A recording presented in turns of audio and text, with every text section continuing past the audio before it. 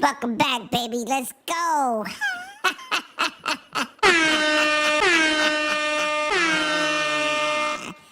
Woo! Man, we got a good show for y'all, man. We're gonna pay some respect to two great people. We're gonna talk about Yoshida being demoted and disrespectful. And these internet guys don't be knowing their stats. We got a good show for y'all, man. Welcome to episode 148. You already know it's Little Lemon in the building. Uncle Lemon's gonna be with you in a minute. But yeah, man, get in here, like and subscribe, share this out. I see people popping in the chat. We got Back from the Dead in the building. Ooh, Hondo in the building. Let's go. I see Blondie. Come on, man. Yo, listen.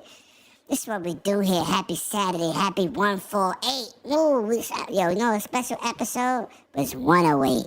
No pun intended. Let's get it. Everybody, enjoy the show. Let's get it out.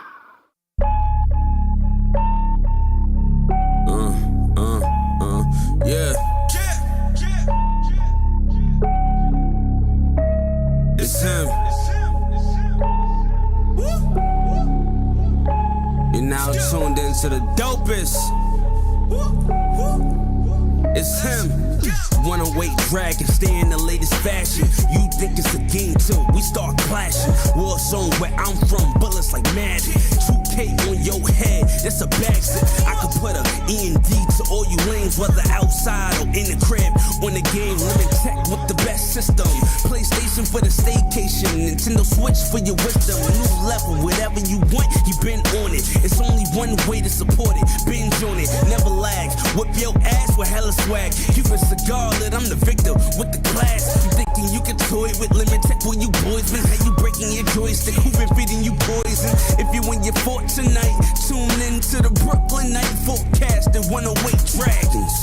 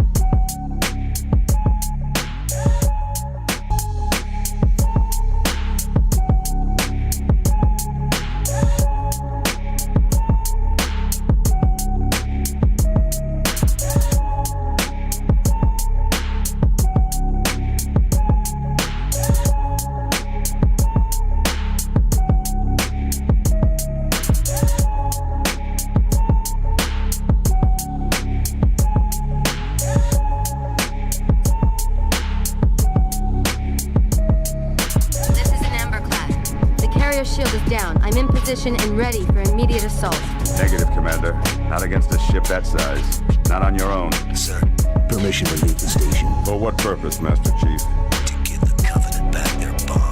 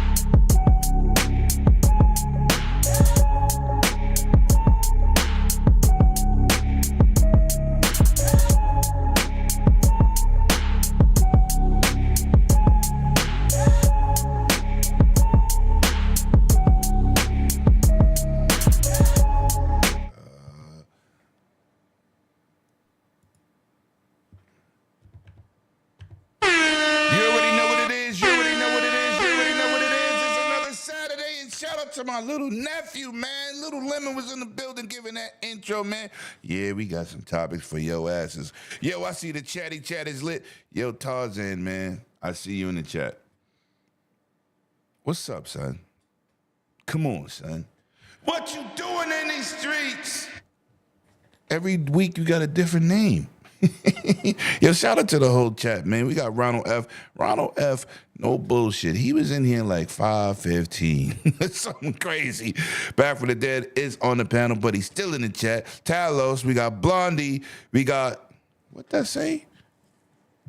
Hold on, let me get this right. Stone King, what's good, dog? That's my guy right there. Oh, Hans, the power of dreams. I like that. Dave Razy. And of course, we got Black Tarzan. I ain't calling you no. Yo, come on, he got his government in the chat. That's crazy. What's good, man? What's good? What's good? What's good? First off, let me get to my guy over here. Let me get you in the right situation. Boom. Ah, now you're not all by yourself. Now Back from the Dead is in the camera view. Listen, man, we got my man. Yo, we about to meet up at PAX again. He gonna bring his beautiful wife. We about to get it lit. It's my brother from another mother. It's my man, Back from the Dead. What up, bro? How you been? What's poppin'? Yeah, just happy I'm off work and hanging out with you guys. Been playing Eternal Strands a lot the last couple days, where really a lot better than I expected. Almost like an indie version of Monster Hunter, which just gets me more excited for Monster Hunter Wilds next weekend. Yeah, I saw that. You playing a lot of Eternal Strands, dude. Yeah, I mean, combat's really good.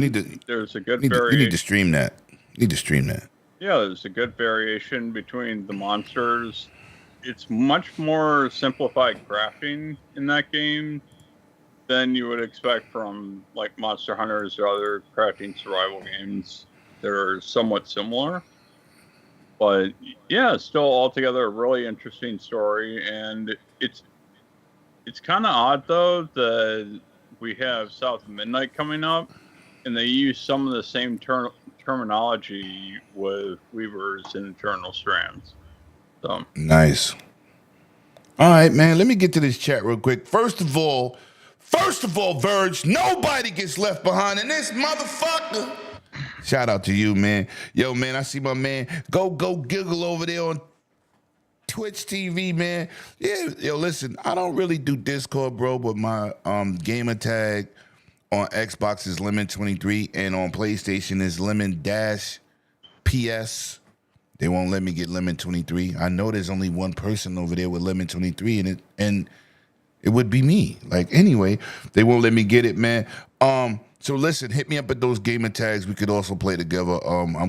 I got some great streaming nights coming up, man. Trying to stream more, trying to work less, but I gotta get the bag. You know what I'm saying? So shout out to everybody in the chat, man. First of all, let's pull this up real quick, man. Let's get my members on deck. Oh, I didn't do it. You know what? These are the members, because I gotta resize it, man. You know what? Let me see if I can find it real quick. Try to resize this member window. You get to see all the people that's the members, man. We had some winners recently. You already know what it is. Greatly appreciated to all those who support the channel, who shared it out. Fuck you! That's what I'm talking about. And I'm gonna tell you why I'm hyped. My man, fuck you, was the man. I sent him 2 more pictures, and he edited me. He edited my face onto my favorite characters. Thank you, fuck you. You the man, son. There's only one you. Oh yeah, Becky with the good hair says she misses you, Daddy. Shout out to the chat, man. Shout out to everybody pulling up, man. Listen, I tell y'all, man. Shout out to the people that bought them shirts last week. That supports the channel, help these trips get done. Cause shit, for the last 5 years, it was all sponsored by Netease. So everything helps with the giveaways. I appreciate that, man, for people finally hitting that memberships, gifting out memberships. People have stayed. I appreciate that, man. And we just gonna keep moving this channel forward and giving you great content. Now, we gonna talk to the senior citizen on the block, aka Sir X-Men Battlefield Killer. What up, bro? What's up, everybody? Let's go. Let's have fun. Let's do some topics. I didn't read them, but let me know. I always go with the flow, and He said I didn't read them. I didn't get a chance to, but I catch up quick. Slow it out. That because you spend so long saying what the topic is before we even start. You don't need no note on this on your music. That is wild. Yeah, you know how much work I put into this stuff, getting good articles. Some articles are relative to other channels, some to general news, and then some of them are garbage. Wow. Dude, we've all seen that, and not just from you, from a lot of people. We've all seen it. I don't do garbage. Yo, you a member? You a panel member, motherfucker? What team you playing for? I'm a panel member, and you I'm probably got PlayStation yeah, you are. You know what? I'm gonna stop right there. I was getting ready to say you had PlayStation tattooed on your ass cheeks, but you know what? My bad. It's all Xbox back there, baby. It's all Xbox. All right, she said she can't wait for you to get home from Guatemala so she can give you that baby oil wipe down. Doing pretty good too. Wow. Wow. Yo, listen, man. I want to start off with this, paying some respect to 2 people, man. We lost somebody very important to the gaming community in New York City. Lost somebody that was detrimental to a lot of positive movement in Brooklyn. So we're going to start here with Peter Jason, who plays the character in Gears of War, Dizzy, man. He has passed away. He's a legendary actor. He's been in many movies, many TV shows. Pay my respects to this guy, man. He put a lot of work in, and Dizzy was a great character, man. Condolences to him and his family, man. Prayers be up, man. And then we lost somebody who was very detrimental to, like I said, Brooklyn, man. Her son hit Brooklyn with a storm. We lost Valella Wallace. That's Biggie Smalls' mom, the notorious B.I.G., man. His mom's passed, 85 years old. It's crazy, man. So Brooklyn's mourning right now. Condolences to her family. You know what I'm saying? The Wallaces. And, let's just keep it pushing, man. I had to bring that up. Give my respects to those people, man, because she did a lot of stuff for Bed-Stuy, a lot of things in the hood.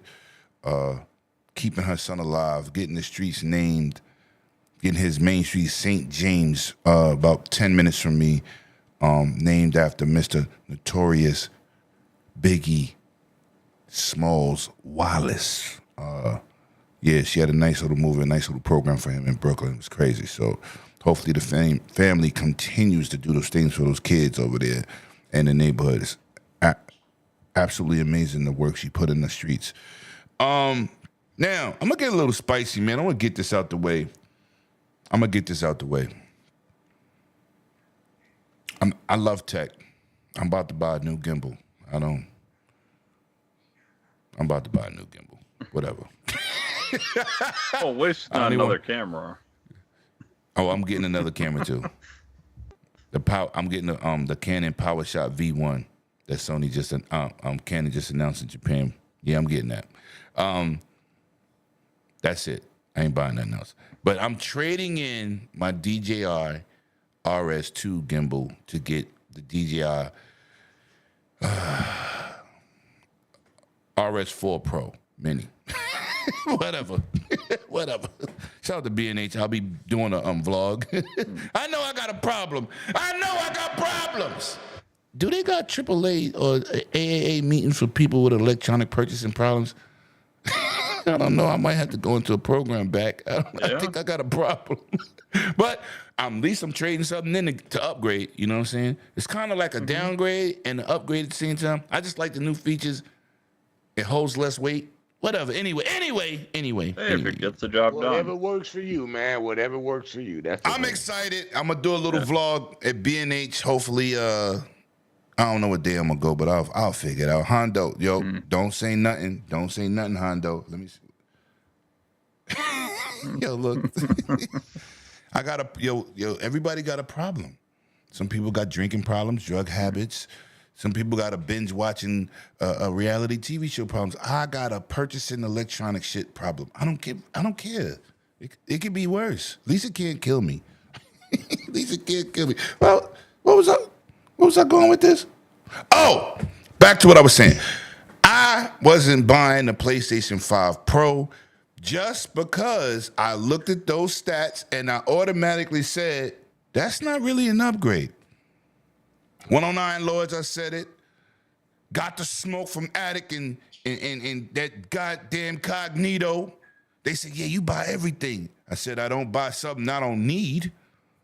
I don't need an upgrade. Games look fine. We happy with the S and the 5 and with X and the 5. We're good. So I said, well, after everybody gets by the hype, there is going to be something that wasn't relevant. So with that being said, I want to pull out this video. Yes, and being that a lot of people co-sign these dudes, hold on, let me pull out this keyboard. Being that everybody co-signs these dudes and listen, and you listen, man. Listen, when I say something about tech, it's because I love it, not for no hate. I want you to listen to this statement from Digital Foundry. After they did all those hype videos, it's the next thing great coming. Look at what happens months later. Well, it's a two-parter. PS5 Pro, what's the opinion now that we've had more experience with it? I'll be honest. I think in the first 3 months since it released, it's been one of the most underwhelming hardware releases I've had to cover. Hold on. This man said in the past 3 months since it's been out, it has been one of the most underwhelming releases. Ooh, boy, 3 months, times have changed. You would think it would have been decades, but 3 months? You're saying this already? Let me continue. In many years, and I have to be blunt about that, it's been not a catastrophe. It's been interesting, intriguing sometimes, but as... Oh, no, it's been a catastrophe. He said, no, it's not a catastrophe, but it's been interesting. Nah, you know it's a catastrophe. It is not what they said. They made hardware powered by AI that's not panning out. Let's continue. As far as its saleability to people who, especially for the price, it is a hard sell. And I think it's appealing to a very fractional part of the gaming community who just want the very best tech in the console space right now. Damn. God damn. Now, didn't I tell y'all? Now, when I said this, I was told I was a hater. Now, how could you be a hater when you buy everything? I don't want nobody, unless anybody got something to say, but I just wanted to point that out. The greatest pro update console was the Xbox One X, and this is why. Because it forced everything with hardware. They took games that was 30 and 60 frames and pushed them to 120. Hardware based, not software, not AI tricks, not 860p upgraded to 4K checkerboarding, none of that stuff. Because I from what I know from last generation, 900p is bullshit. This is what your tech heads told you on their channels to keep themselves relevant. Oh, 900p is inferior. So if you upgrade 860p with AI, it's better. This is all I'm saying. This is all I'm saying.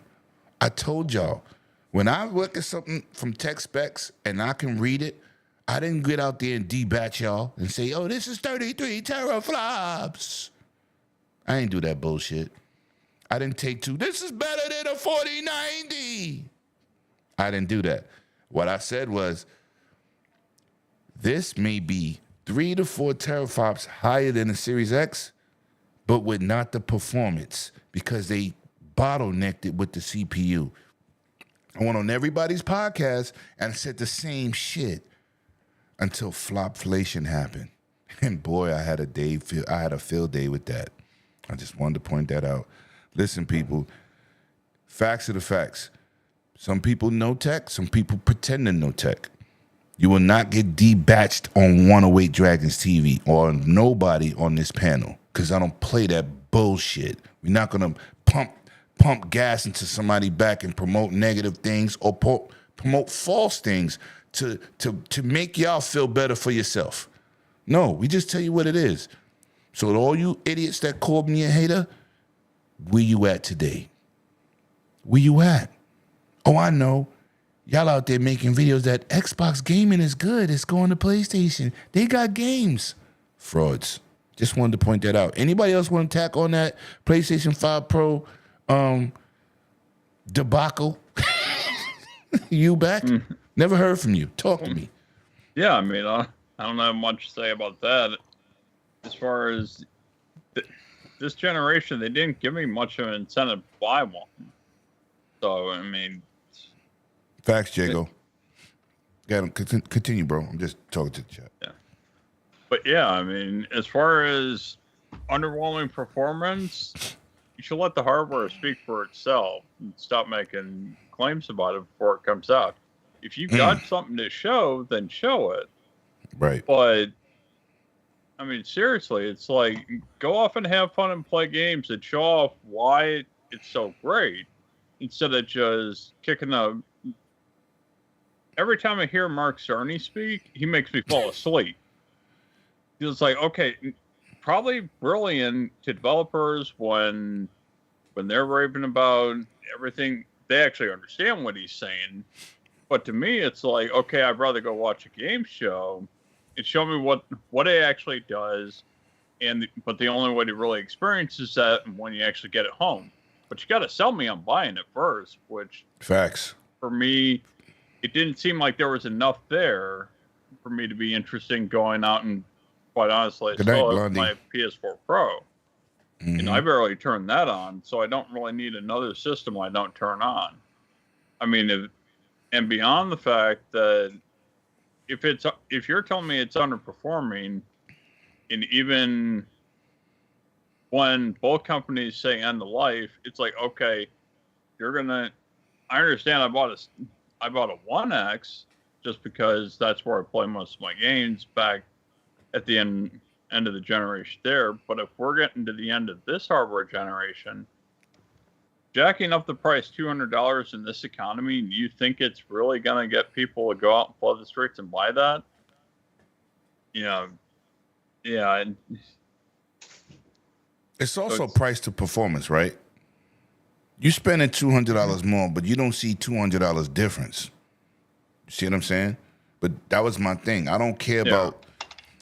Sir X-Men brought up the Xbox Series X. I said this ain't got shit to do with the X. This has something to do with Sony pulling out a product that is not really better hardware-wise, besides a couple more teraflops. Which, if you don't do nothing to the CPU, which means jack shit. You could have a 5090, and if you have an i5 in your PC, that 5090 means nothing. Everything has to work together. Everything has to match. There's a correction in that. When the PS5 Pro came out, they said it's supposed to be 10% more powerful than the PlayStation 5, right? They said that. So 10% of what? Of 10 teraflops is one more teraflop. So that means it's only 11 teraflops to the 12 teraflops that are in the Xbox One X. So that would mean that you're paying $200 more for 1 teraflop when you get full 12 with all the architecture of the Xbox for way less. And it's more powerful than the PS5 Pro. Plus, you don't have no issues with you don't have to rescale games or nothing like that because the Xbox system's already rescaled and optimize it for the system with their architecture and their software. So it's like, what's worth the extra $200? And I knew it was going to be a waste. You know, it's just a cash grab. I'm sorry. You can quote it, you can clip it. PS5 Pro was just a cash grab. That's all it was. But at the end of the day, my point was showing y'all that video was I'm petty like 50 Cent. I just love to be right. And I told y'all. I told you before, all these other bigger podcasts to me, all these frauds, all these people that want to get you to click on their channels, and they put the Sony nuts in their mouth just to be relevant. And I said, well, at the end of the day, it's not about your relevancy. It's really about the facts. And as you see, besides him just talking in that video that I showed y'all, did you see the other two guys' faces? They wasn't happy. They went out there and co-signed some bullshit before this thing launched. And I said, listen, man, and I'm going to stay on this. And I'm going to keep the same energy with the 5 Series cards that came out. AI and fake frames is not the answer. It's a Band-Aid for the problem. Oh, here's one. Oh, go ahead. Hardware is always better. The Xbox One X was superior to everything, but it gave you native 4K gaming. It gave you 60 frames gaming. It gave you 120 frame gaming. You got games on a PS5 Pro with the update struggling to do 30. Come on, man. Here's one better, Lemon. Come on. Here's one better. Come on, man. You want to hear something better? They didn't even give you a disk drive. A disk drive. With Shut up, you senior citizen. Shut up, old PlayStation guy. Shut up, senior citizen. Shut up, PlayStation guy. Put your dentures out your mouth. You didn't even get that. Yeah. Whoa. Damn, he came in with the fire. Damn. Doing the same thing the other PlayStation people do. Faking the funk. Oh, man, don't say that. Oh, shit. He said you giving a Steph Curry pump fake. Wow. Yo, it was so peaceful till Big Cloud came in here with the fire.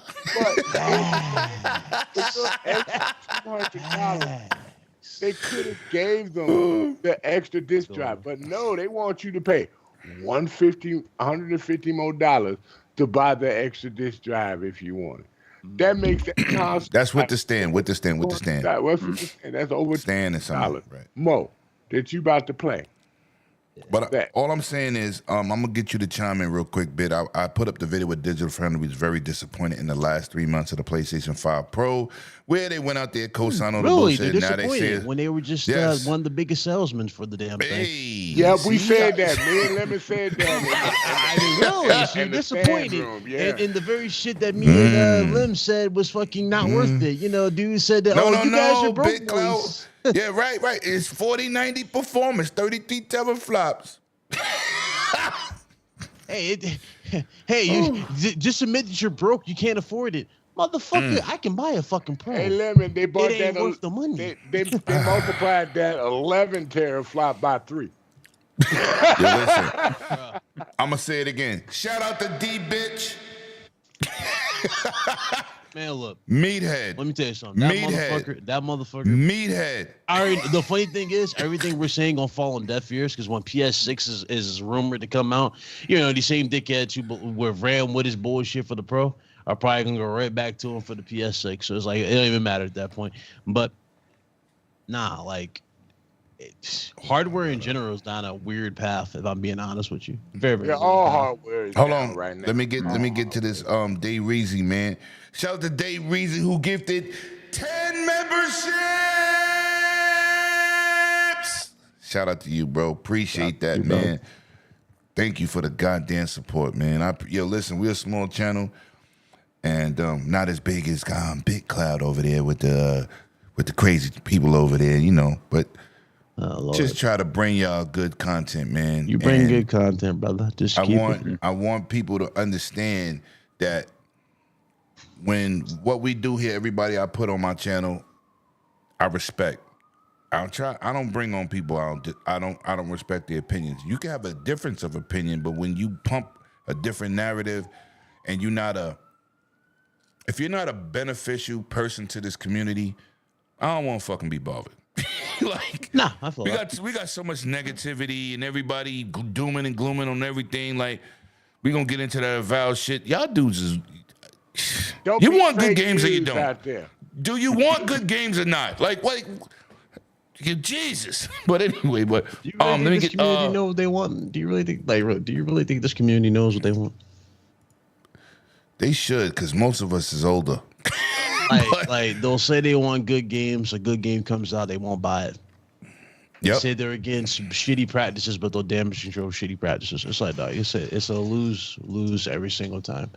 You can have a generation that established, what it means to put your foot down, like with the PS4, and dudes will still not do anything to mimic. It's sad. But this was. Let me get to that $2 super chat. It is greatly appreciated. Facts. $2 super chat from my man Adidas 20.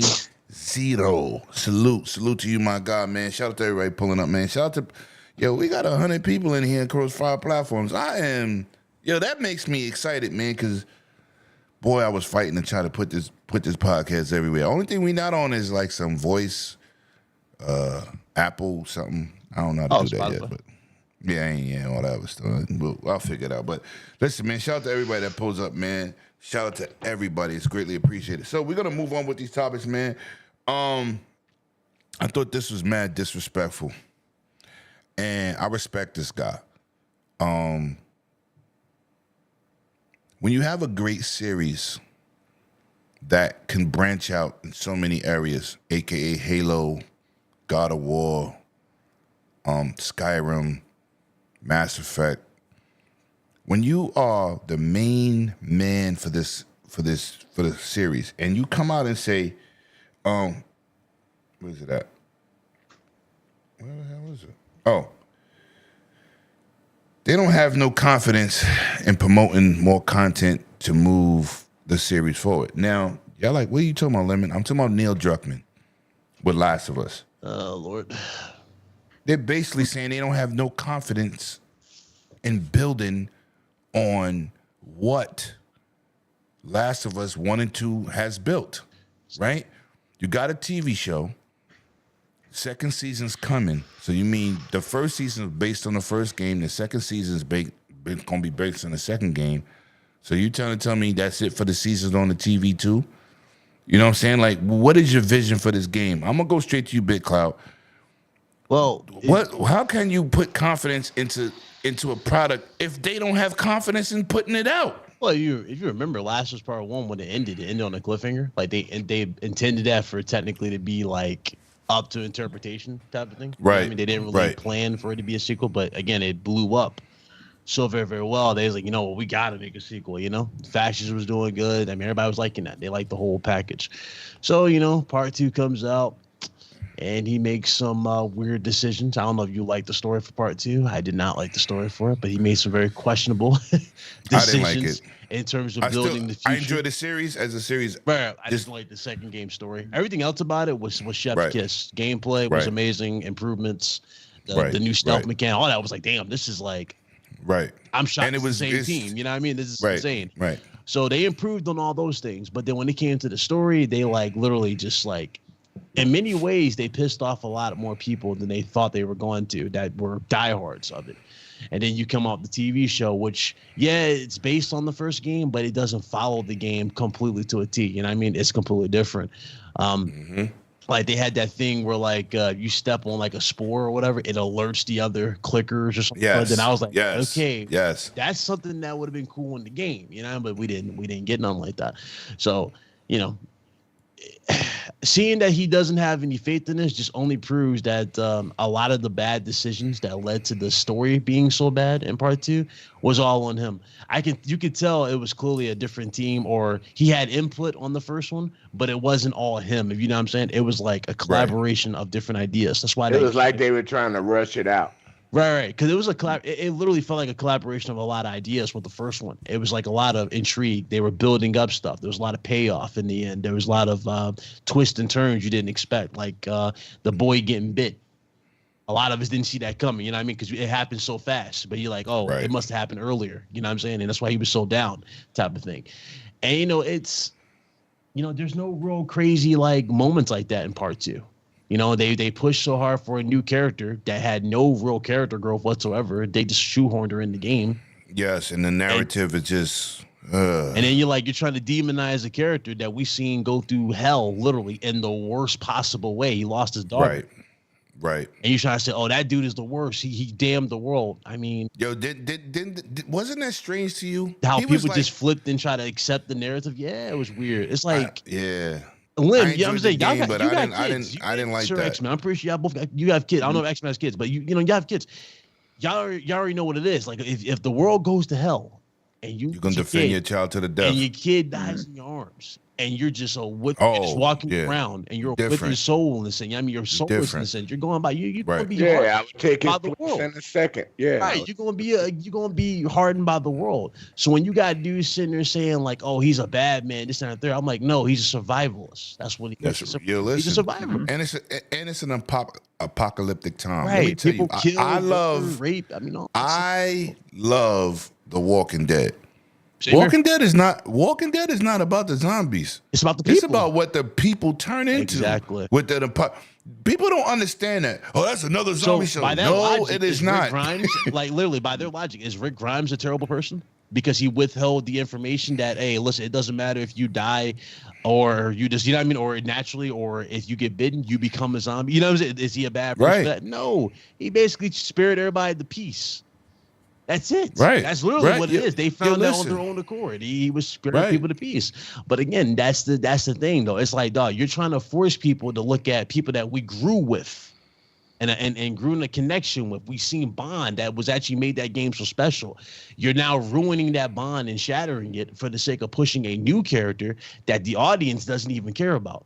And the funny thing is, Abby's not a bad character, right? She's not a bad character. No. It's just like, I don't care to play as her. I don't care for what her story is. It's like God of War Ragnarok. Nobody wants to play the Atreus. Exactly. Nobody wants to play the Atreus. And then the we didn't buy God of War to be right. You listen, I love God of War, but I don't want to be Atreus. We had that conversation 2 weeks ago, man. Like, remember how they gave her all the best weapons? You notice that she got all the best weapons, she got all the best gear. I'm like, who is this chick? They trying to force you into it. Yeah, it's like, come on, who is this chick? It was like Blade Trinity. Nobody cared about nobody in that movie. Exactly. Nobody cares. They tried to build those other characters, and they put Blade on the back burner. Mm-hmm. You see how that panned out. It's like, bro, no, like literally, Ellie's on the cover. It should be focused on who's on the cover. The first game got that right. It focused on Joel and Ellie. You listen. On the cover. How did that work for Halo 5 story? People bought the game and played it, but they did not like that. Yep. That lock shit. Yeah, like again, nothing against the character. It's just like nothing against the character. It's Master Chief. Listen, you want to make another game with another Spartan? Put him in another game, but don't try to act like he's gonna be the star of the show over.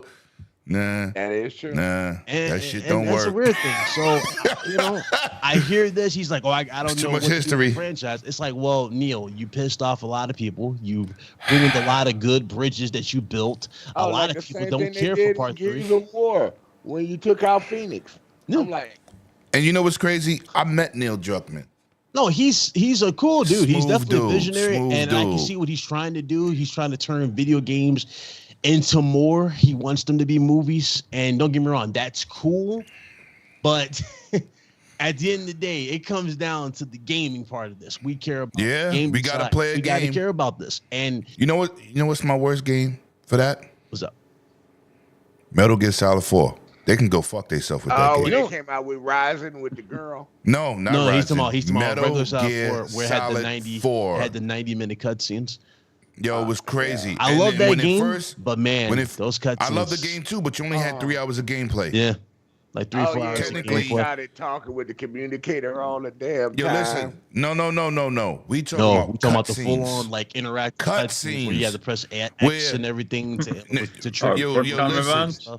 When Homeboy explained the guns to you in the game in the beginning, That shit was like 30 minutes. it was like it was it was an hour. It was an hour. It took so long. Right. It was like, bro. Yo, I went to sleep, woke up, he still was talking.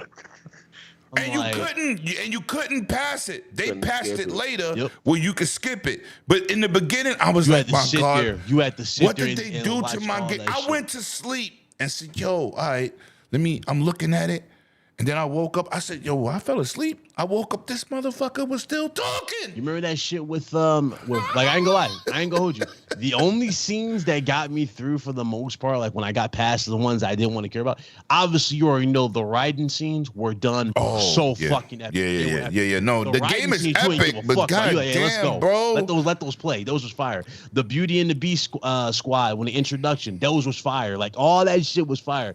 But it's like, damn, like so many scenes, like, bro, can we just like, can we like not? You know, I this got far? crapped on Like, back get in what the I'm trying to days. do. Huh? I got crapped on back in the days because I told dudes, I said, listen, you only played like 3 hours of the game.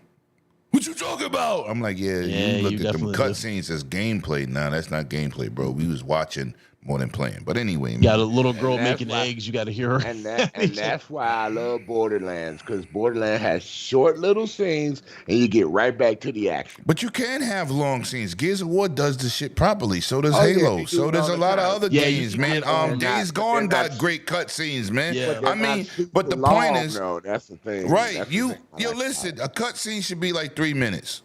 You can get a lot of dialogue in 3 minutes, maybe 2 minutes. Yeah, Get to there the you go. point. So Anything That beyond game- some crazy 10-minute, you like, yo, come on, that game man. is so impressive still to this day, though, Jago. Yeah, you could get a mask to make yourself look young. It's called face camo. It matches the octo camo suit that you got on.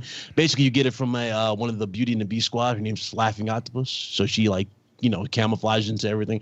It's cool. Like you look at all that shit right there, and you're like, damn, that shit would be amazing on PS5 if it actually, got a full-on remake. You know what I mean? Just push the resolution up. I want Metal Gear Solid 2 to get a full-on remake. Facts. It's like it's just locked. That is the one that started the train, man. But listen, we gotta go. We gotta Yeah, go. but Listen, just to go back to your thing, You're back. Neil Druckmann's cool. I do think he's ambitious, but like I don't think he's Right. that good of a storyteller the way he thinks he is now. And not after part 2. I don't really care for part 3.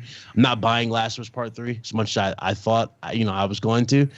I didn't like part 2 enough for me to be invested anymore. You know what I mean? To care for part 3. I don't care for the answers or whatnot. It's like, because it ends on such a retarded note. You know what I mean? Like she gets her fingers bit off. She can't play the guitar no more. She lost her extended family. Joel's still going. What do you really have to tell with Ellie at this point? shit, I don't even know. Meanwhile, Abby has everything. Yeah, no, I don't care. I'm about to blow somebody up on Twitch TV, man. Uh-oh. Right at you got them. First of all, shout out for tuning in, Mr. Fiera Blake 42. Let me read this to y'all, man. Uh-oh. I only read super chats, but let me read this to you, or membership chats. But let me read this to you. Hey, I do custom artwork for streamers and YouTuber. Would you like to see? No. Somebody get his ass out of here. During my show, you advertising, and you want to show me now? They back to doing that stuff again? People Yo, doing you want that to stuff show me again? now? Or is that a bot? Is that a bot? Probably. It got to be a bot, They right? be having Because the most somebody Hey, you never know. You got like a dozen people like that. I haven't seen a bot, and I haven't seen a bot in so long, man. It's ridiculous. Yo, let me sell Lemon something right now while he's live. Anyway, man, shout out to you for not going to get paid attention to again. And we got a box of facts. Wow, that was crazy. Back, man, talk to me. How do you feel about Neil Druckmann saying he don't got no faith in confidence in making a part 3 to Last of Us? It sounds like you need somebody else to take the reins at that point. Especially, even if you go ahead and he's the one leading the team to make it, you can't imagine that there's going to be a very good morale in the office while they're trying to develop the game in the first place. I mean, I've been in situations like that where your supervisor creates a toxic atmosphere. It just makes, even in a garbage situation, if your supervisor is encouraging you to push through it, you can get through a lot of hardships. But if the person at the helm is just saying, well, I don't even think we could pull this off. Right. Well, then how are you going to show your best work and then push that out to the public and say, well, here's the crap we came up with? I mean, who's really going to want to buy that or pay attention to it if you're shooting yourself in the foot from the start? That's a fact. That is a fact. Got to shout out my brother in the chat. Oh, hell, Megatron. What's good, bro? Good to see you. It's my man Megatron in the chat. Sir X-Men, man, how did you feel about Neil Druckmann's statements on a series that a lot of people love, man? If he can't bestow confidence in a sequel, how you bestow confidence if you make a sequel and you expect people to buy it? Well, I said back in my day, he used to make Crash. Go ahead, get it. You already know you want to say it. Back in my day. Nah, baby, just doesn't have any more ideas right now from where it left off in the last one. And usually what people do is they plan and build around the ending of a show or a game to get ready for the next one. So they've already got a plan on how the next one is going to go. So maybe this one was so convoluted as it got towards the end that now they can't figure out how to kick it over to the next one. And the story part is just going to be all kerfuffled, man. You know, and they probably saying we're going to have to wait. We can't do it right now. And we can't, ain't nothing we can do right now. We got to figure out something else.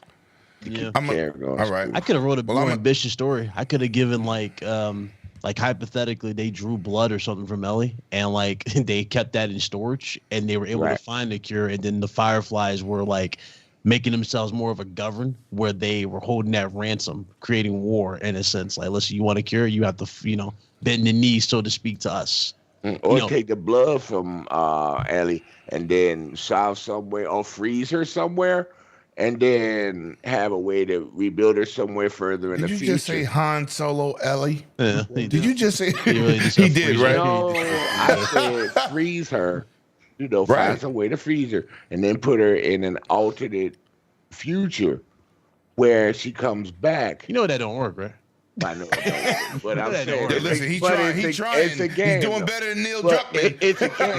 So, this man thinking some Scooby-Doo shit where the caveman was in ice. No, I'm being real, dude. Most games, it's a game. You can do anything you want and any storyline you want as long as you can get it to work right. You know what I'm saying? Come back after the devastation is over and it's worse. You know what I'm saying? So you might be the only one with the blood that can resolve this situation, but somewhere in the future with another character.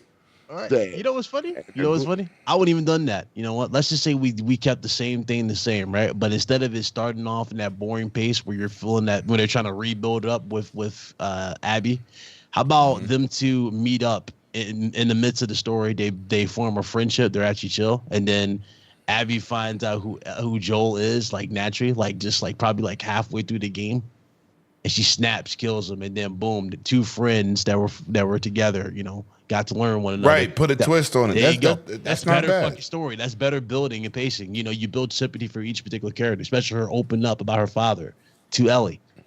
Right. That's something. No, that's a nice little plot twist. But I'm gonna say this as a huge fan of the series. What he said didn't give me confidence to buy the next game. I don't even care. Like Intergalactic, don't get me wrong. Intergalactic looks cool concept wise. I'm not really over the moon for Intergalactic, if I'm being really honest with y'all. I'm just not. But they really didn't show nothing. They showed somebody talking and pull out a sword and ran towards a boss. Yeah, but if Last of Us 2 is the testament of their creative ability in terms of writing, I don't know how I feel going into Intergalactic. You know what I mean? I don't really have much confidence going into Intergalactic. They do better making another Uncharted. Honestly, I don't even trust them with Uncharted this fucking point. I don't. And I loved Uncharted, the final one. I thought that was really, really cool. What was it, Thief's End? I thought that was really, really cool. But the thing is, though, if y'all remember with the traditional tropes of Uncharted, remember there's like a twist at the end of each particular journey. For example, El Dorado. You find that El Dorado's a statue that's cursed. It makes you a demon. Uncharted 2, you go to Shangri-La, right? But you think Shangri-La is the holy place that people are after, but really it's the tree of life. It's the tree sap that makes you immortal. You see what I'm saying? Uncharted 3, the Jinn is in a bottle, or genie in a bottle, which cursed the city and made it go crazy, which, again, nice twist. Right. Where was the crazy twist in part 3? None. It's just you and your brother, and you're doing on a regular pirate adventure. I was expecting ghost pirates or some crazy twist, zombie or something. I don't know. That would have been cool. But anyway, still, it was. But I just feel like if you felt like that, don't put that shit in the public, because it doesn't give confidence if you go dive back in, man. It's like, just don't say it. All his best ideas, believe it or not, are in that fucking TV show. How old is he? How old is it? He's like in his 30s, like 30s. Oh, he's still young, man. He got. I'm gonna say this though: it doesn't bestow confidence in your community when you say things in the public. Yep. Maybe he got fucking writer's block. I don't know. I don't know, but just keep that shit to yourself. I mean, what's that dude's name who left? It was Eric. Something, I forgot his name, from Naughty Dog, the other co-creator or co-studio head. The one that just retired? Yeah, him. I'm wondering if maybe without him, he just can't brainstorm anything good off of him. Either way, it's you got writers, hire them. No, that's the thing, though. It's something. Like, it's that thing called pride. He's too prideful that he don't want to have help. And I think that's what ultimately led to part 2 being not so well received in terms of story. And it's the same thing that can be said about this. So honestly, if you don't feel confident making a part 3, honestly, don't make it, period. Just continue with your main game. Yo, Jake, I'm with you on that. Normally, Sony has a tendency of making their part 2s better than their part 1s. Traditionally, they've always done that. I don't know what happened with this one. I agree, Jake. I platinumed that joint. Let me tell you something. Yeah. It felt like a fucking chore going through that shit again. I didn't even want to fucking play it again. I didn't want to re-see it. I didn't want to see don't get me wrong. It has some dope-ass moments, It does have some dope-ass I bought it 3 times, so I beat it 3 times.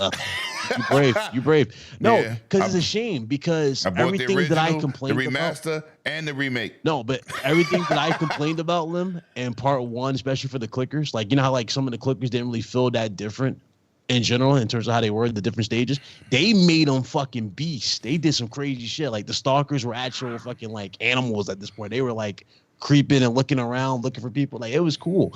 They improved the AI. So I'm like, all these quality of life changes, and you give me a shitty story on top. It's like, come on, bro. Like, what are we doing here?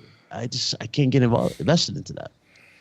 All right, let's talk about something good, man. And I'm kind of excited to see, man. And we got that Amazon series. What's that shit called with the games? What's it called again? Somebody remind me, man. Oh, you talking about that? He's talking about that. Can't think of the name. I'm looking at it in my head and I can't even think of it.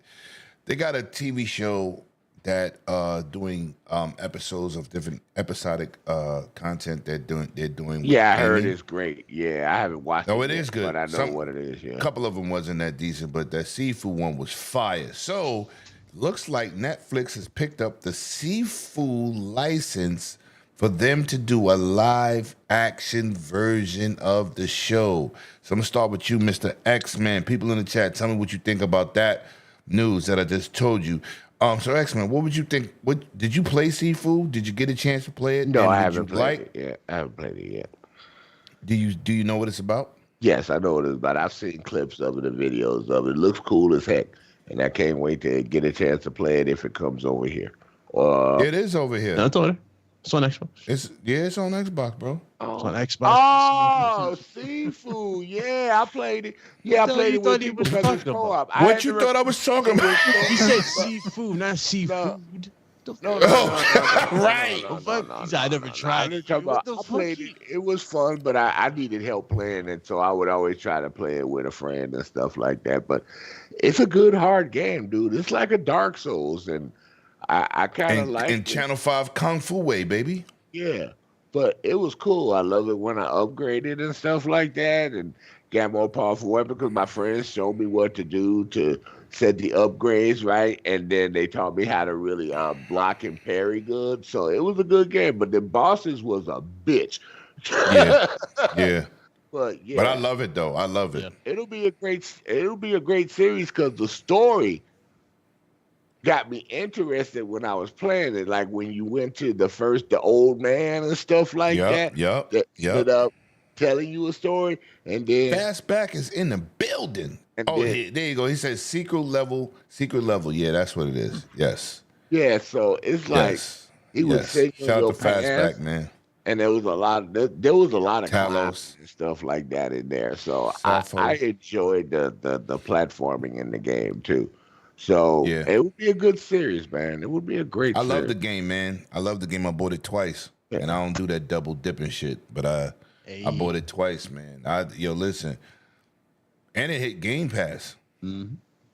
Yeah, it was Game Pass day one. And that's definitely the reason I bought it, because when I bought it on PlayStation when it first dropped, just like Kena the Spirits game, I bought that day one, and I bought both of them. I bought the Ultimate Editions of both. So when it hit Game Pass, Sifu, I didn't get a Kena again on Xbox, but when I got it on Game Pass, I said, you know what, for a discount, I'm still going to support the devs, and I bought it, even though playing the game on Game Pass, supporting them, but I also wanted to purchase it because I love the game so much, because it reminded me of my childhood Channel 5 days, coming home Saturday or waking up Saturday and watching all those runs of karate movies, because I'm a big Five Deadly Venom fans and the Guillotine. I'm crazy for that. Just give it a buck, brother. Just give it a buck. When that shit goes to Netflix and becomes real, it's basically gonna be Into the Dragon. I'm all for it. That's just gonna be fire. Right. I'm all for it. That shit was fire. Like, it was dope. Even like the more you lose, the more wise you become, and more powerful you become. I thought that was dope too. It's like you train to get better and better. Let me get to this super chat before I get to you. Back. P Lump, it's my man. Don't let her whoop your ass. Damn. I can't help myself. I hurt myself through everybody else. My name is P Lump. Stupid. Inside joke. Shout out to that $2 super chat. He said, play my song. Oh, my love. Down. Big Cloud, how do you feel about this Netflix situation, man? Honestly, out of all the games that are getting anything adaptations, this is definitely one that I think makes sense that she would be fired. I mean, Shang-Chi was dope. I think this can be another Into the Dragon type of thing. I really do think, especially the right director. Shang-Chi was fire. You know what I'm saying? Like, you don't really see that many really like well done kung fu flicks. Well, I'll take that back. I don't know if y'all seen that movie Monkey Man. I think it's called Monkey Man. That was actually really cool too. Very creative. But I didn't like the story though. Like, I was like, that choreography was fire though. That was the choreography was it was John Wick. It was John Wick status. Back in the day, me and Lemon the story, I was like, me and Lemon grew up with what's it called, Drunken Master Jackie Chan. Come on. I'm like, yeah. Most iconic fights of all time. Not the second version, man.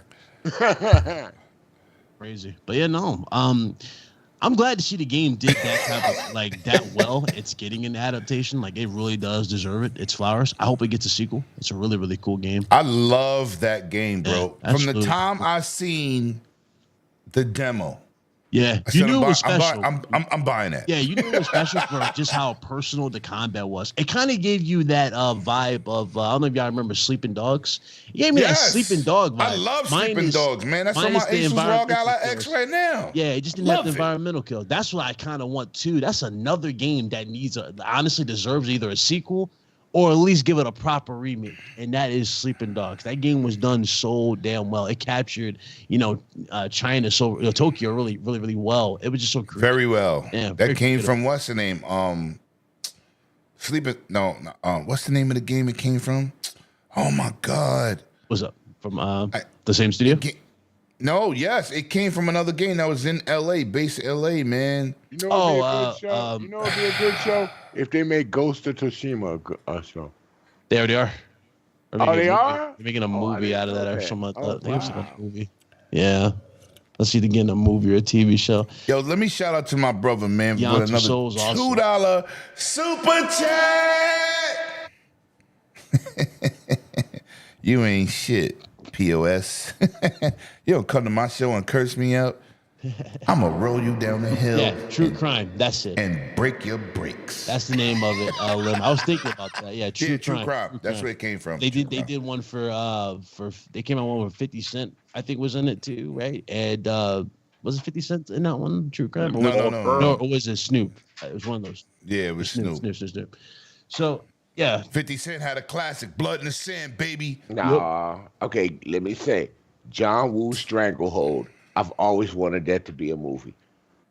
John Woo's Stranglehold. I always wanted that to be a movie. I mean, shit, Ninja Gaiden, if done right, could be a fucking movie and proper done. Yeah, there's a lot of cool shit you can do. Shit, Shinobi too. Yeah, there's a lot of movies. Thing is, though, a lot of these games do it so well. It's like, it's so 1-to-1 now that I'm like, Tenchu would be a perfect movie. Shit, everybody's copying Tenchu nowadays. Yeah, I know. Tenchu doesn't get the respect it deserves. I'm surprised they didn't make a Metal Gear movie yet. Back, talk to me. Seafood movie coming to Netflix, and have you played the game? No, I haven't had a chance to play the game yet. I mean, it does look interesting from what I had seen back when it first came out. As far as Netflix making a show or movie off of it, be interesting to check out. As and hopefully the kind of martial arts movies I always liked watching when I was younger is the ones that are more accurate to the combat, and they're not like overly cheesy. So I'm not sure in which direction you think it would be taken, if it would be more comical or not. And especially if you can have accurate environments and it kind of just depend as far as, because you said it's going to be live action, how well is that going to translate because the game's more cel shaded, it's more cartoony. It's not. But that don't mean you can't do a live action. Well, I know. I'm just look at what they did how with The Witcher, man. It was good. Yeah. Witcher was surprisingly really well done. Yeah. I don't know, but not every character will translate very, very well to live action, because it just not every character. I can go with that. For right now, the best one that I've ever seen is actually Fallout. That's the best rendition I've ever seen. Halo was good for me, but that Fallout was just phenomenal. Dude. I never got into Fallout, and I never watched that TV show. Oh, you never watched? No, it was really good. I never watched it. Fallout. I heard good things. The TV show was good, but I like Halo better, especially the second season, where they finally let him get gangster. That's when they went to pure Halo. Yes. Yeah.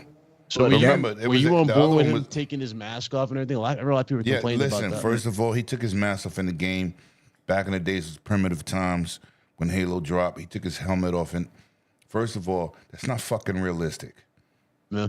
In real life, we talking about real life, not a game. And when things translate over to real life, They was mad because he got some master cheeks. Yeah, and people got to remember, this is like, the Halo universe bro. So he's supposed to stay a virgin murderer? So, real quick, the Halo universe that they were setting up there was before Reach. We don't know anything that happened before Reach. Right. So they were building up to that. You know what I'm saying? Reach. And the second season is Reach. That's when they came out to Reach, and after that, it was gangster. Master Chief gangster helmet, and right, that was right. Listen, Master Chief is called a demon for a reason. They built up to that. First of all, we've never seen a TV show that come out the box and kill kids the way we seen them get slaughtered by the Covenant. My mouth dropped to the floor like, I said, oh shit, this is crazy. That's real Halo, because the Covenant is vicious, right? They have no regard for humans. For humans, they will slaughter you. When I saw them slaughter kids, playing in the trees in the caves. Listen, the people that's naysayers about Halo are not Halo dudes. If you read the books, then you know the lore. Don't just play the games. Read the books, because it's a vast galaxy of gaming. But anyway, let's get back to back. You was done with Seafood back, or I'm sorry, my bad. Basically, it'll be interesting to check out. And I gotta get around to playing the game. Awesome game. I love it. I want to see a great adaptation, but I want that Channel 5 feel back in the days. I want that Wu-Tang feel. You know what I'm saying? I want that type of karate action movie feel, man. The Raid. I want that type of feel. Don't forget the canyons and the temples and all of that stuff. Listen, in that game. I want that kind of feel. I'm excited for this. Like I said, I wanted Netflix to pick up Halo, because Netflix is the raw deal of giving people what they want in terms of viciousness, real Netflix story, or Amazon, one of the two. Right, gruesomeness. They give you the Squid Games. They revamped a lot of different TV shows in a positive light, like Lucifer. They took Lucifer to a new level. They know how to do series. They brought you the Daredevils. I mean, Daredevil. You know what I'm saying? Yep. The Daredevil you about to watch is all Netflix. Hopefully that shit is good. That's all I gotta say. Hopefully it's good. No. But listen, Disney is not Disney of Mickey Mouse and Minnie Mouse no more. Hey, look, what they did to great... him in She-Hulk, I don't know, brother. Listen, She-Hulk is a. I don't know how much you follow She-Hulk in the comic book. She's always been. I know she's like that. That was saying she's exactly how that was. Yeah, but you took the serious, one that we saw. People wanted to see the Incredible Hulk. She is not that. She's definitely a Hulk trying to live a regular life. That's why I was never interested when they announced the series. I'm like, she doesn't want to be a Hulk. She wants to be a lawyer. She just, they tagged up. She was on Fantastic Four. She's part of the Avengers, but she doesn't want to be a Hulk. She's more sexy than anything else. That's what she wants to do, but she doesn't want to be a Hulk. But, that's why when I told people, temper your expectations with the She-Hulk series, because if you read the comic books, this is not the Hulk. This is She-Hulk. She doesn't want to be a Hulk. But now I'm gonna talk about a disgraceful situation. Let me bring this up real quick, man. This is we know games are struggling out here. We know the industry's struggling. We know they're making a lot of cuts, a lot of layoffs, a lot of revamps, a lot of ways trying to find how to make money. Marvel Rivals game director and full team has just been laid off. Now, what?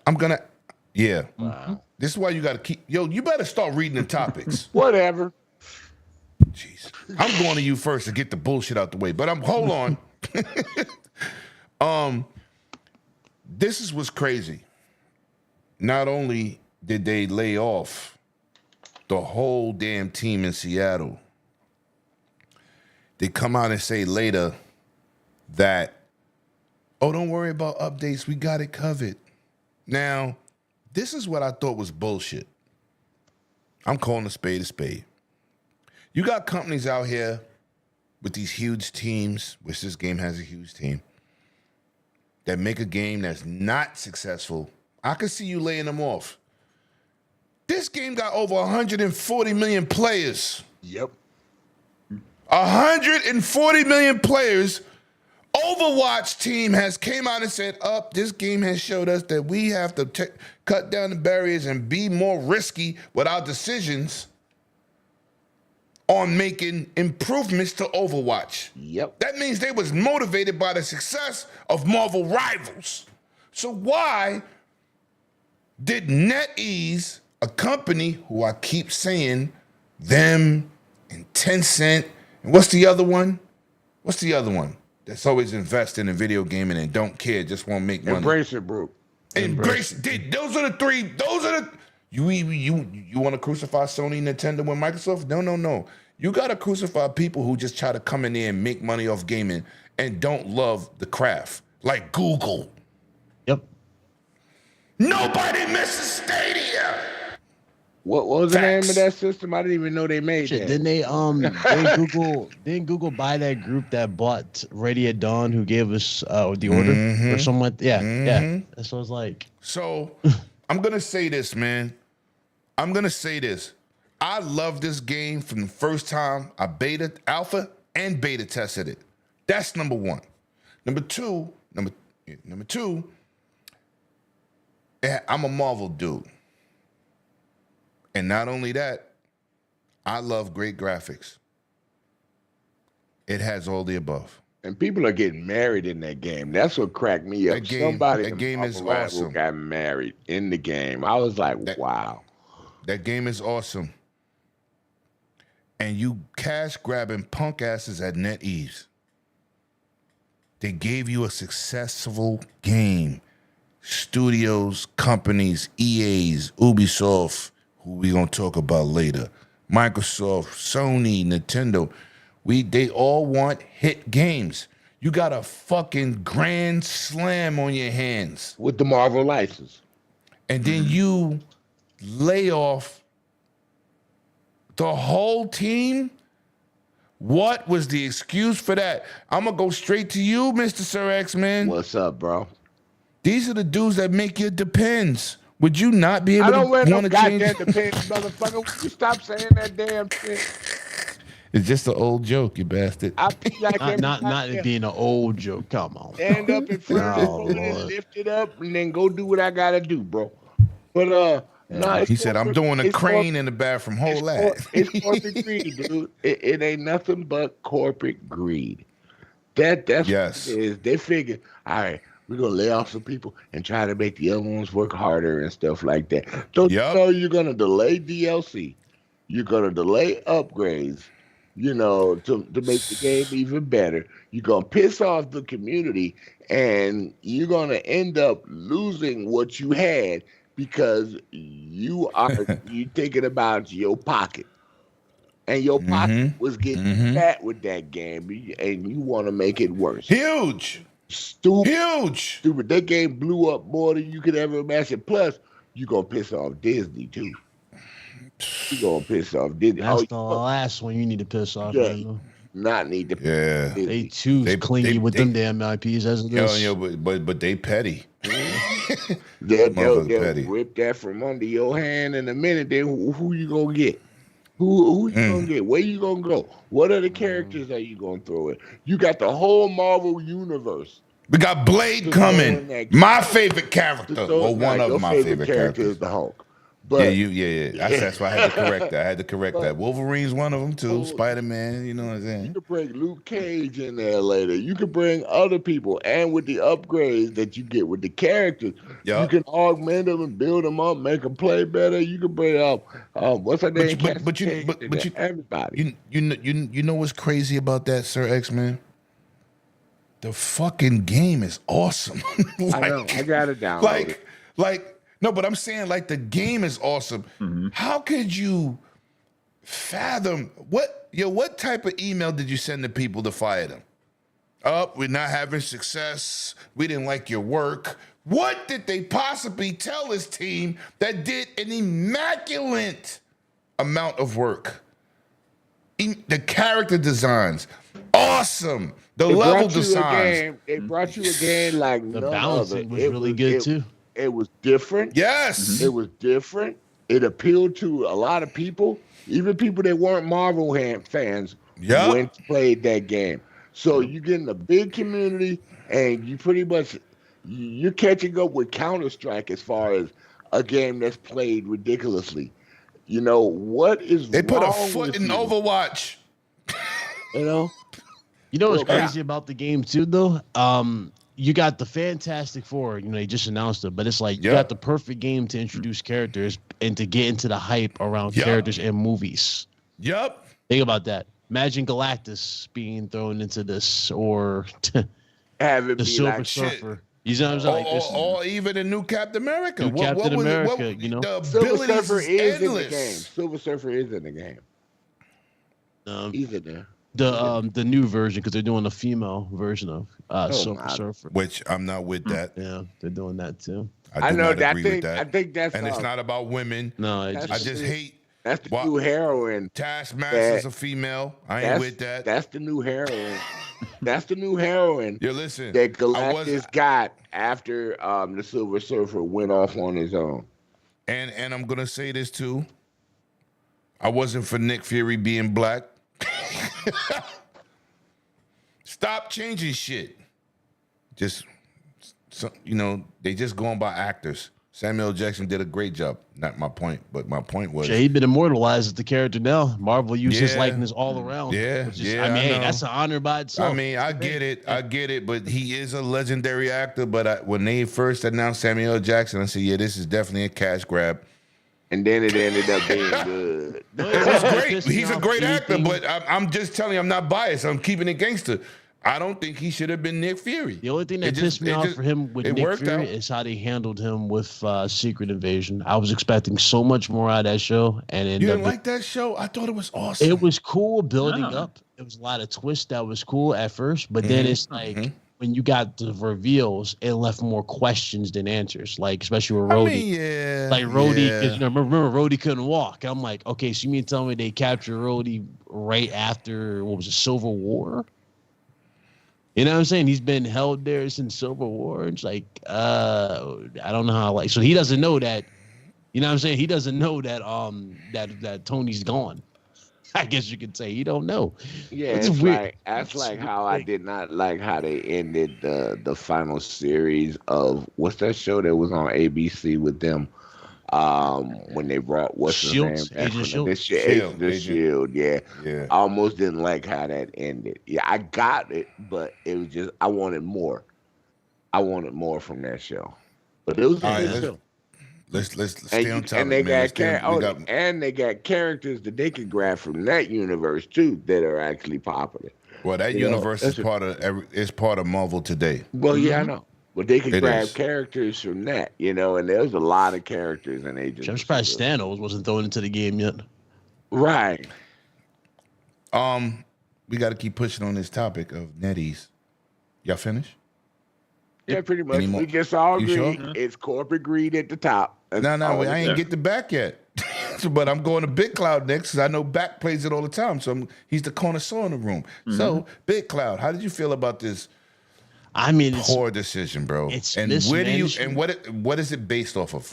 Well, it's mismanagement 110%, but also this is one of those calls that just doesn't build faith when you showing off your next game. It just doesn't, because people are going to now have that thought process in their head, like, damn, wait, this is the team, this is the guys that gave us that fire game and just took it away from us for the sake of taking it away. Literally, it comes across like a pyramid scheme. You know what I mean? You put all this in and you're expecting this to thrive because you want to see it succeed. And the company say, hey, guys, listen, you got to go.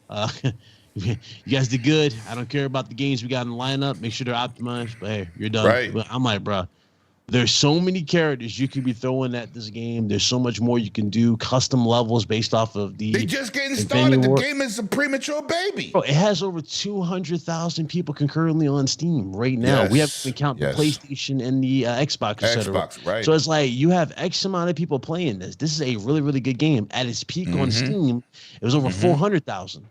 So you know how good it is. King David put down Fortnite. Yeah, that's a feat. And that's an achievement because I said, oh, you know what other games do? Yeah, no, that's a feat by itself because I've seen a lot of people give up Fortnite, and Fortnite's a hell of a drug for a lot of people. They put that joint down. Now it's like, okay, well, guess what? You just surrendered your audience back to Fortnite. Fortnite's gonna take it over again, and it's like you had something that I'm not gonna say it's gonna be better than Fortnite, no, but you had something that at least could compete. For you. Compete. Yeah, it could 140 million players. Yeah, I'm pretty. Yeah, that's not bad. It's hanging around with Call of Duty right now. That's how big it is. All right, listen, man. Let me get to this super chat. I can't help myself. My peel up and nobody adding else. I'm rolling on you. I'ma shoot you with my fucking stealth. I'm from Washington. Love the. Oh, my bad. That's an inside joke, y'all. Keep your bus job, bro. Oh, my love. This ain't the baby gap. This might help. This ain't tenderoni time, Lemon. All right, cut it out. No, it's something with P-Lump. He know what it is. I know that song. You know I know that song. Yeah, listen. Shout out to that $5 super chat from my brother P. Lizzy. He said, I wasn't here at the beginning, but what's your thoughts on Avowed? Me personally, I think it's an 8.5. It makes me want to try out Skyrim now. You should have been played Skyrim, sucker. But yeah, we gonna get to Avowed in a minute, man. That's part. You didn't miss it. But yo, listen, don't make me go get the rest of my wheelchair friends to roll up on you. Make sure you focus. You know what I'm saying? Cerebral Paul's in the building. You know what I'm saying? My man Supernova's in the building. You know what I'm saying? I got a team drive by kingpins on the block. Got you know a what I'm saying? up in the house. Uh-oh. Yeah, I see him, man. He in here throwing that shade. Dodgers. I saw that. I'm not acknowledging you. Back, man. I know you play this game. You got plenty of time in it. You co-signing it. Oh yeah. What did you feel in his decision to lay off the whole games director's squad? And do you have faith moving forward? How you feel about this decision, Back? I can't imagine what they want out of a game at that point. You know, like kind of unanimous around here, but like you said, all the characters are a little bit different on their own, and it usually takes me a few rounds to get used to some of them, where playing with King David and the guys on Friday nights for probably a couple months straight that we were stuck on that game. And I was alone impressed on the idea that they have followed suit with Halo Infinite did it, where the battle passes don't expire. I bought that off the rip just because I'm like, I want to encourage that kind of a practice, because most of these games, the battle passes don't expire in Marvel Rivals? No. Oh, I'm buying it. Because I was like, man, I ain't buying another battle pass. I got too many games of battle passes. No, as long as you buy the battle pass before it ends, it doesn't expire. I could still go back. Say no more. Say no more. Battle pass. I'm doing it. Pick up the end. I'm gonna do it. I'm glad you said that, because I didn't know. Oh yeah, you got that going for you.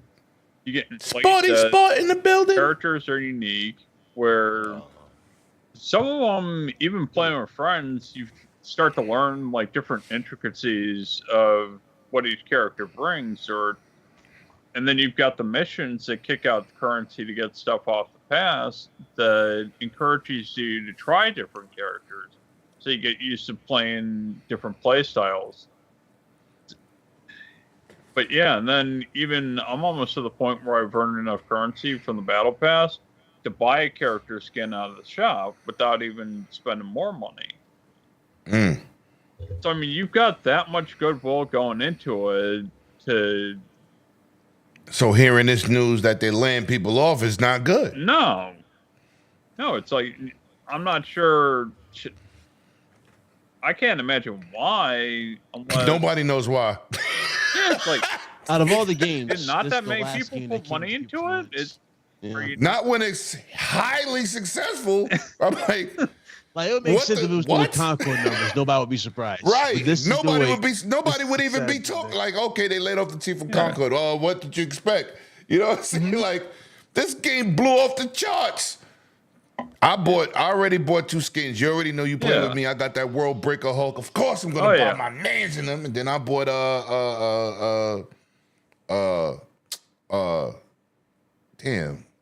Black Panther. And I ain't even play with him yet. I just thought the suit was out. No, was it Black Panther or was it Punisher? I think it was Punisher I bought. Oh, the $20.99 Punisher? Yeah, right. Yeah. Like, and I'm gonna buy anything the Hulk. I don't care. Yeah. I'm biased. But they even had goodwill going into it. They've already had a couple of free events where you've got the vampire event that you got certain skins and stuff out of it. You just had the Dancing Lion event that was cool. They added a little mini game where you got to play soccer in the game against 3-on-3 soccer in the game. Where I played all the way through that and got a Star-Lord skin out of there. So you've got incentivizing people that come in for cosmetics and different things for free beyond what you can pay for in the shop or the battle pass that don't expire. Right. I mean, I bought some stuff in what's the name too. I bought a lot of stuff in Overwatch too. Maybe like $200 worth, but in Fortnite I'm over $800 easy in characters. You remember you put the battery in my back about the Godzilla content because I was gonna buy them straight out. He was like, "Oh, the battle pass, or the event pass, is like $10." Yeah, and I immediately got Godzilla. Oh yeah, Fortnite's gotten even better about that. They used to have you do more quests and whatnot. Yep. To get those special characters, now it's just boiled down to XP. Right. And if right. you wait, if you get a chance to play these games, that's what should matter. You just can't say, buy this. Like, we got an event coming up for Call of Duty with Master Splinter. And let me say this for the record, for you idiots out there, about, you got to spend almost $90 to get these characters.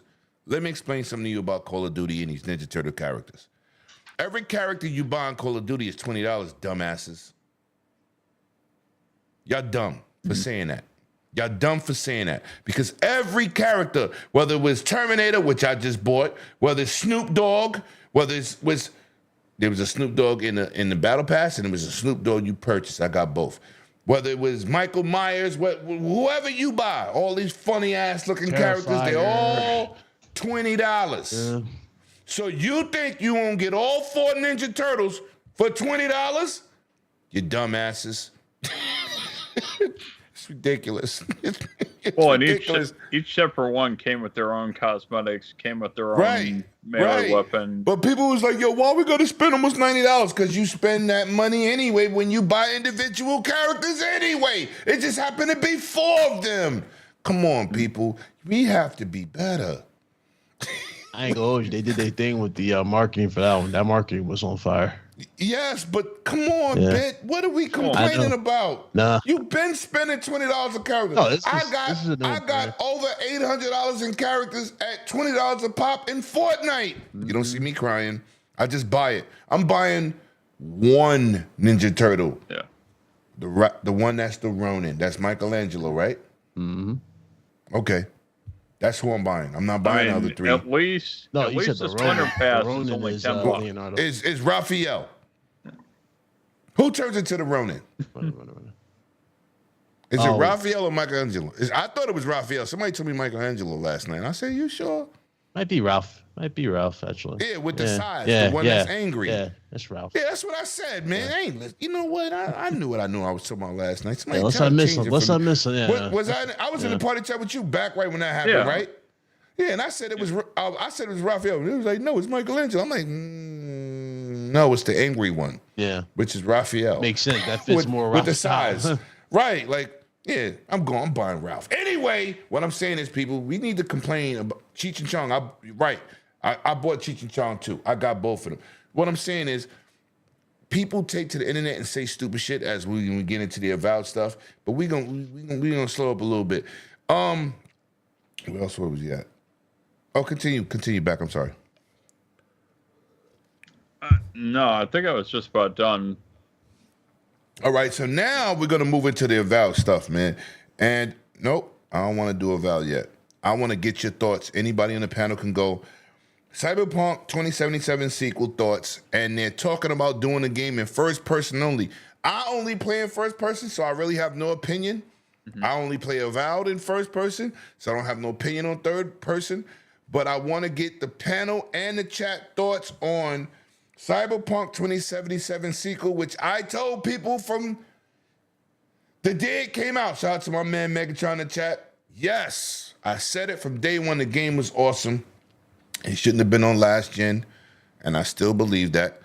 It was too much of a graphical hit to the game, and it ran bad on last gen hardware. But Cyberpunk 2077 sequel, what would you like out of it? BitCloud, if you interested, if you play, talk to me. For Cyberpunk? Yes.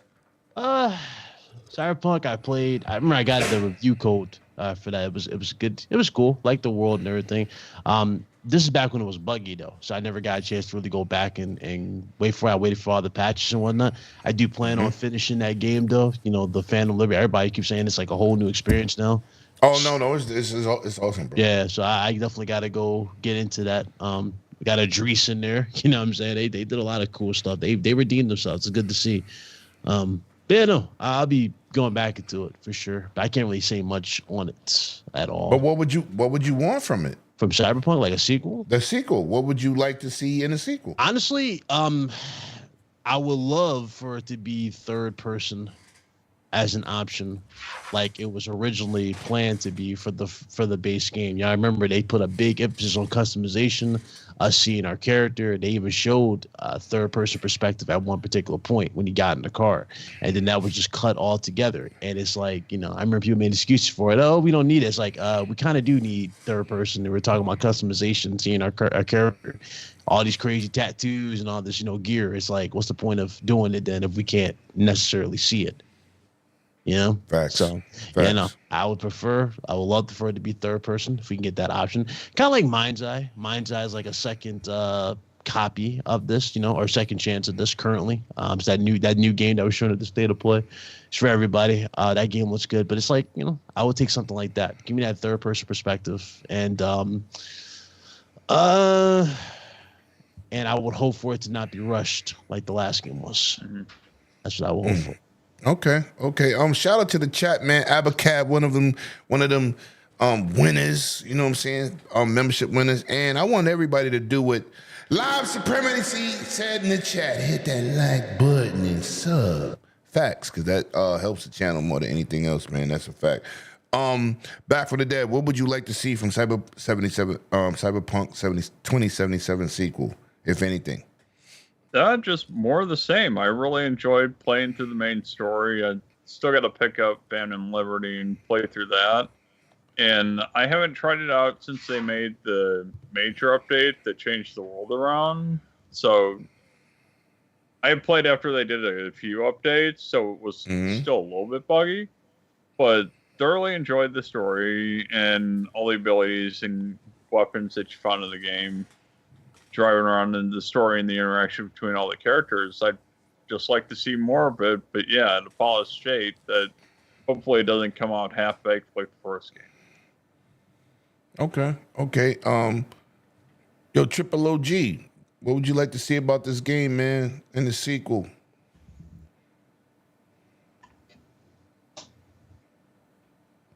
Yeah, you muted. Speaking of depth, I said he muted or he went out. I said I never played it and never piqued my interest or anything like that. But I'm glad you guys enjoyed it. Sounds like a great game. It just wasn't for me. Okay. Now we all know back in your day you played Crackdown. Hey, Crackdown. What do you mean back in his day? He still plays Crackdown. Crackdown 1 and 2 is the shit, dude. Yeah, that's why I brought it up. You boxing, Crackdown every now and then. It's Crackdown 3 that was the one that was not well received. Yeah, this is another short topic, man. Bad though. I enjoyed the story in 3. Oh, go. All right. Shout out to Spartan 661 because this is a topic that's real short and easy. We all know about AI updates. We talked about the Pro earlier and the AI features and all that stuff that they're trying to promote in gaming. I'm more of a hardware guy. Same. But NVIDIA 50 series is hard to get. The prices that NVIDIA showed up with are not the facts because these stores, these third-party manufacturers or vendors, really, vendors are raising the prices to astronomical numbers again. Scalpers? No. They're trying to get their more out of the vendors. dollar. Yeah, they're trying to get more out of it. I'm also going to say this. If you are looking forward to saying when next gen comes out, I'm going to buy last gen. Yep. Those numbers for a 4070 Ti Super is over $1,000. Yep. That is the price of what the 5080 should have launched at, and we haven't seen a 5080 at that price yet. So, I'm gonna save you for last bit, Cloud. I'm gonna go to you, Mr. My PC is more than comparable. OG on the block. 50 series, crazy price, AI driven. What did you feel about this price hikes? And it's not scalpers, not this time. I don't feel anything about that because I can wait for it. It's not that much of a rush. What I got is working just fine, and I don't play those type of games that need that much power. So I'm good. My system, my 3060 Ti can handle anything I put in there. I don't need all that. It's not that serious because then I'd have to upgrade this and that and this and that to make it more, Facts, make work with it more. You know what I'm Hope saying? I'm saying your name right. I don't need all that. I got 32 gigs of DDR5 on my PC. I've got a good CPU. Yeah, I downgraded mine from 64 to 32 also. Yeah, I'm good. I don't need no more than that. I'm cool. Well, right now I have a 4080 Super.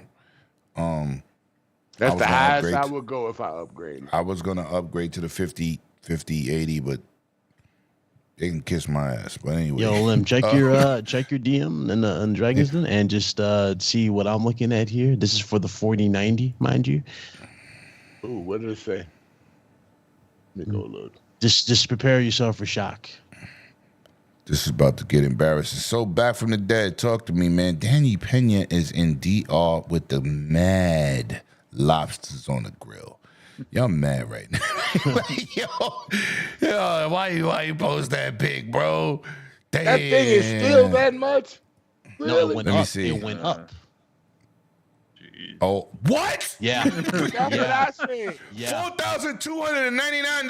Yeah. Jeez. Yo, I'm done. Yo, don't send me nothing else. That's for a 4090. Nah, I'm done. Because of just the fact that no one is buying these 50 series cards after the bullshit. They just they're continually No, because they try to do AI base, which your boy Lemon has told y'all before. That's a gimmick, bullshit. but it should never be a option or the Yeah, only it option. should be the main option. How much The main a 3090 option. card is. I bet Crazy. it's ridiculous. Yeah. Crazy. You better off buying a 3090 at this point. The funny thing about it too, the 4090 was already a beast. It didn't need anything. It just games were not optimized. That was the problem. The 4080 and the 4070 were just as good. Yeah. Well, the 40, let me respond to the chat. The 5090 is not melting, it's the wire. Yeah. And a lot of people, when they buy these cards, let me not say a lot of people because there's really not a lot of people that buy those cards. The people that buy those cards, it's like I said, you got to get everything that match. You got to get first of all, you got to start with the right power supply. Yeah. You can't That's number one. You can't. This is the tech side of me. Everything works in unison. Yep. Everything. If you want to build a high-end PC, you buy a $2,000 PC and you want to put a 5090 in it, that PC is not good enough. And you better water cool it. You better water cool it. No. Even if it's water cooled, it's not enough, bro. Yeah. AIOs. It's not enough. I mean, AIOs at this point aren't even enough. It's so much deeper than people. I'm gonna bring up K Mega. K Mega built the PC, and then he got I think it was a 4080. Yeah, you got a or 4080. something at the time. And I said, "You gonna bottleneck your PC? What? I got a 4080." I said, "But it's more than a 4080. You gotta have the whole memory bandwidth pass through the whole system. You gotta have Doesn't the right work like GPU that. that'll run 12 instead of 8 with that. You gotta have the right fucking motherboard. right motherboard, the right RAM, the right. It's not. It starts CPU with the to power get the source. most out of it. Yep. Then you got to get the motherboard to have. I spent $700 when PCI Brainless 4 was very rare. My motherboard that I have in my PC right now was $700. Oh, you bought that? I know it's when you bought that top tier. I knew exactly what I'm talking about. Yes. Yeah. Again, and it got one slot of it. Listen, people, stop listening to people who do not know what they're doing. You just don't buy some shit that, okay, like I said, you spend $1,500 on your Best Buy PC, but you don't buy PCs from Best Buy. But when you spend $1,500 and you think you swap out a graphic card, oh, I got a high-end rig. No, the fuck you don't. No, you don't. No, you don't. Listen, this is why when people yell, I'm just going to build a PC. I'm like, you're not going to build a PC at the power of a PS5 and Series X. And they're like, they'll replace one thing, they'll see something go up. Like, hey, see, it's a beast now. It's like, so you run that demanding game. You realize just how underpowered your system really is. And 2012, right, I ran 2 SLI 670s. And SLI, though, at the time. Which is not really popular. But I know SLI isn't popular, but back then, that's how you got the good performance for 2000. No, facts. If you spent the money, SLI was great, but you also had problems with Windows running two GPUs. It was a difficult time. And I had an i7 at the time, an i7-13. They changed a lot since then, which was actually a powerful CPU, but I knew it was time for me to start changing. I went to 32 gigs, and I was like, all right, I'm starting to get bottlenecked. I'm like, then it was time to change. But it lasted me at least 3 to 4 years before I started seeing. And that's not bad. And that's not bad. Because when I upgraded, when I was upgrading, at the time I knew it was time to change. And I was running 3 monitors at that time. And it was powerful enough to play those games back then. Now, they got one card that can do all that. Facts, but Spartan. You gotta put the work behind it. You can't just people that think it's in easy without the power supply, right? Or nothing like that. It starts there. It's the power supply, then motherboard. Then you can work everything else in. Correct. But if you cannot be like, I'm gonna buy a 550 power supply because it's on sale. Good luck, sucker. Yeah, and you better make sure you got the gold or the platinum. And a lot of these people when you see them post, oh, this is burnt out, or because K Mega burnt his shit out too. And I said, I told you. he fried his board. I said, bro, you can't cut corners on PC. No. If you wanna be a PC gamer to equate to these consoles, 1,500 to 2,000 is barely making Xbox Series S numbers. This is why when I hear developers say, oh, the Series S is the problem. Black Myth Wukong, I said last night on Wazzle Gamer Show, them developers suck. Yep. Unreal 5 is a great graphical engine. In the right hands, and properly optimized, it can do X amount of things. The optimization is terrible. Hold on, let me finish. What I'm saying is, look at a game like the new Dynasty Warriors that does 5,000 things more than Black Myth Wukong. On the most you'll see on Black Myth Wukong, on a level, is like maybe 3 to 4 enemies that you fight, and then you fight boss battles. Dynasty Warriors got thousands of people on the screen, and it runs on the S, no problem. What game you think is doing more work? They are terrible optimization developers. Is Black Myth my game? I love it. Great game. And you don't hear that struggling from the fan on those consoles either. PC, you will struggle sometimes. But the point of what I'm saying is it's about optimization. They came from developing on cell phones and then made Black Myth. They don't know nothing about consoles. They don't know nothing about PC. So that's why that game runs like that. So when you see a game like a Dynasty Warriors, which is a simple game, but there's thousands of NPCs on the screen working hard at gameplay, and you got 3 enemies on Black Myth Wukong the Monkey King and some trees, and they can't do it. Plus, you got all your artifacting from your character and the other people. But still, it's not a Series S problem. Yeah. It's not a Series S problem. No, it's not. But on the tech side, like I said, man, people talk this shit about building PCs.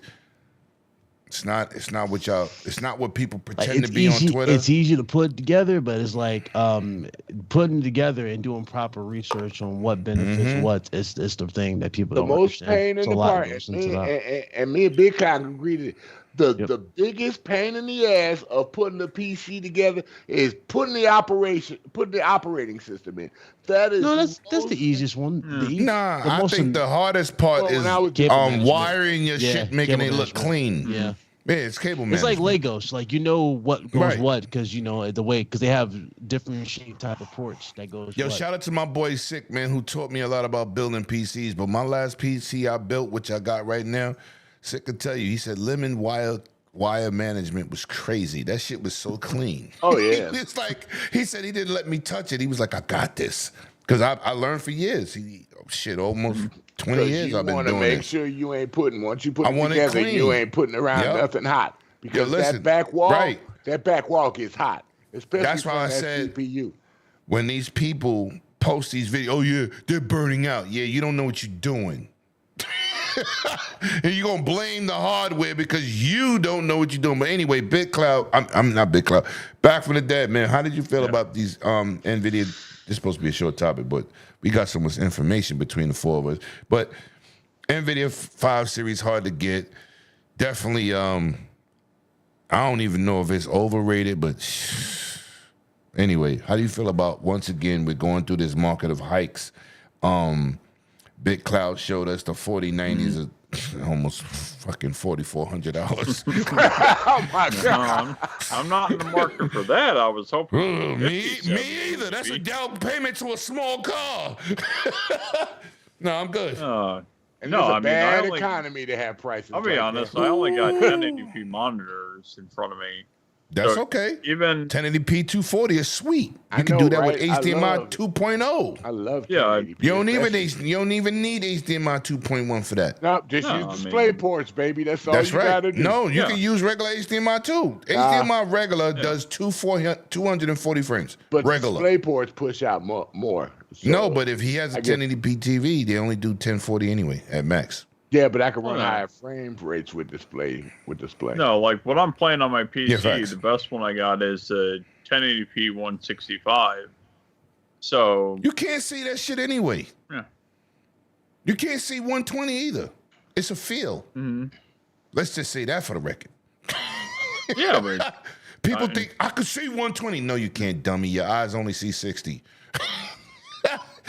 I'm the bionic man. Go ahead, back. I'm sorry. I'm being messy.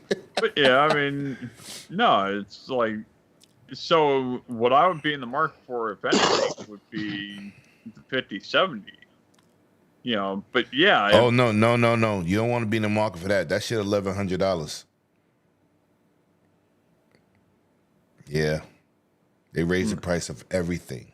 Yeah, from $550 to $1,100. Yes. That's ridiculous. That's why this is a topic, because that shit is crazy. Yeah. Yes. They knew it was like, as soon as the bad reviews came in, they was like, you know what? All right, about my yeah, I know you want that, so I want double now. Like, that's literally what it is. And the crazy thing is, the 4090s have been discontinued. Yes, and the 5070s, man. They've been discontinued. So I mean, the shopping around it that 4070s. way, or wait for AMD to show what they're going to pull out next. I'm glad I got my 4080 Super Nintendo. I'd have to change my whole motherboard. I'm pissed off because I had a golden opportunity at one point to get the 4090 mad cheap, and I did not pull the trigger. I could have gotten it for probably like $1,200. Somebody shut his mic off. I know, $1,200. I could have got it for $1,200. What? I could have got it for $1,200. You could have told me. I'd have bought it. You could have tripled your sale price, bro. That should have been a fucking trophy. I would have had it right there. Like, yeah, I dodged a fucking bullet. And fucking they want fucking $5,000. This dude asking for $6,000. Like, dude, what is wrong with y'all? Am I about to pay up for that shit? Yeah, all they're doing is pushing people to consoles and saying screw it. You know, it's funny. J2 said something about that, about the Pro not looking so bad. And dudes was taking his quote like, "Yeah, see, the Pro is better." I'm like, no. The Pro is worse. The funny thing is, if you don't need a 4090, you damn sure don't need a 50 series card to match PS5 Pro's power. The PS5 Pro is below a fucking 3070. Oh, wait a minute. Nope. We're not doing that. You're not gonna be talking the facts. I mean, what are we doing here? That's what's so off. funny about the situation. It's like, dog, just stop. Y'all don't know what you're talking about. Cut it out, for God's sake. They're gonna blacklist your ass on the PlayStation. Did somebody find D-Backs in the chat? Most of these clowns try, and then when you know what's funny? Actually, they try to blacklist and say Big Cloud's this, that, and third. Then I say, I asked the magic question. Let me know what it is. I said, what's your PSN? Oh, no. And then when they do show the PSN, they look fucking dumbfounded when they realize who the fuck they're talking to, and then they walk away. Oh, you know what I forgot to do? We supposed to be sharing Refraud Gaming's. You got the link to it, right? I sent it to you. No. I gotta look it up. I gotta look at it. Anyway, we gotta move on.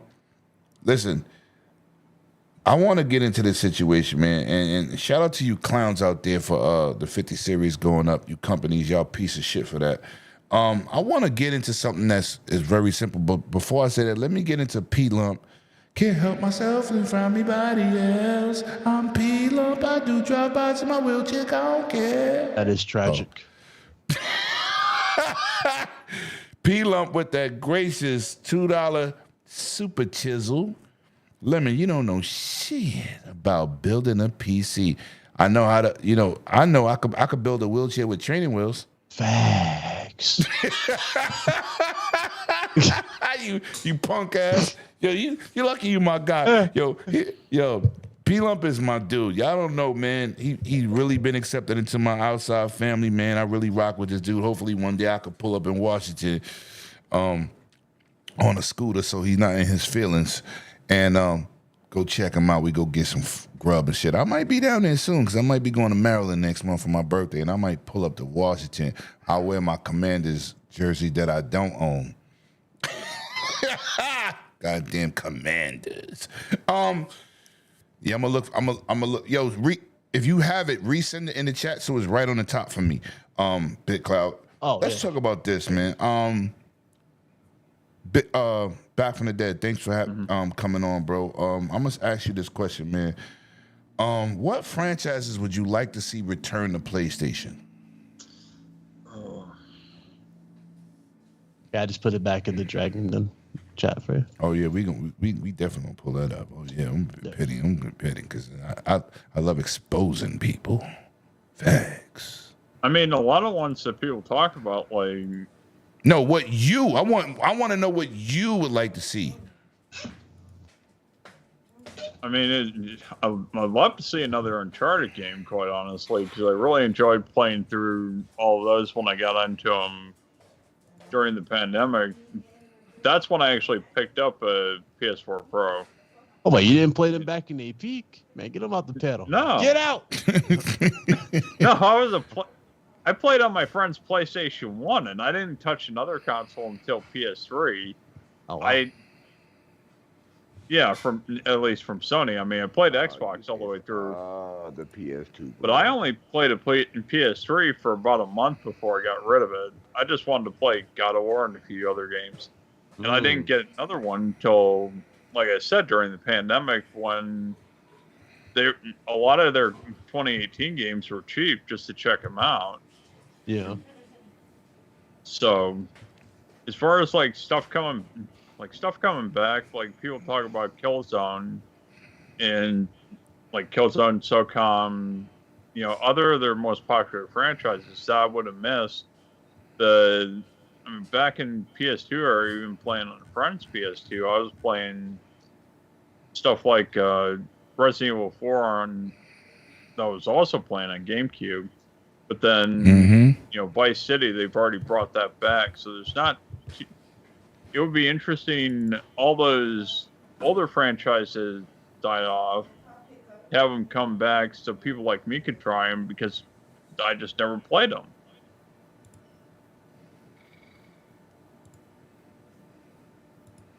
Okay, so what would you like to see return?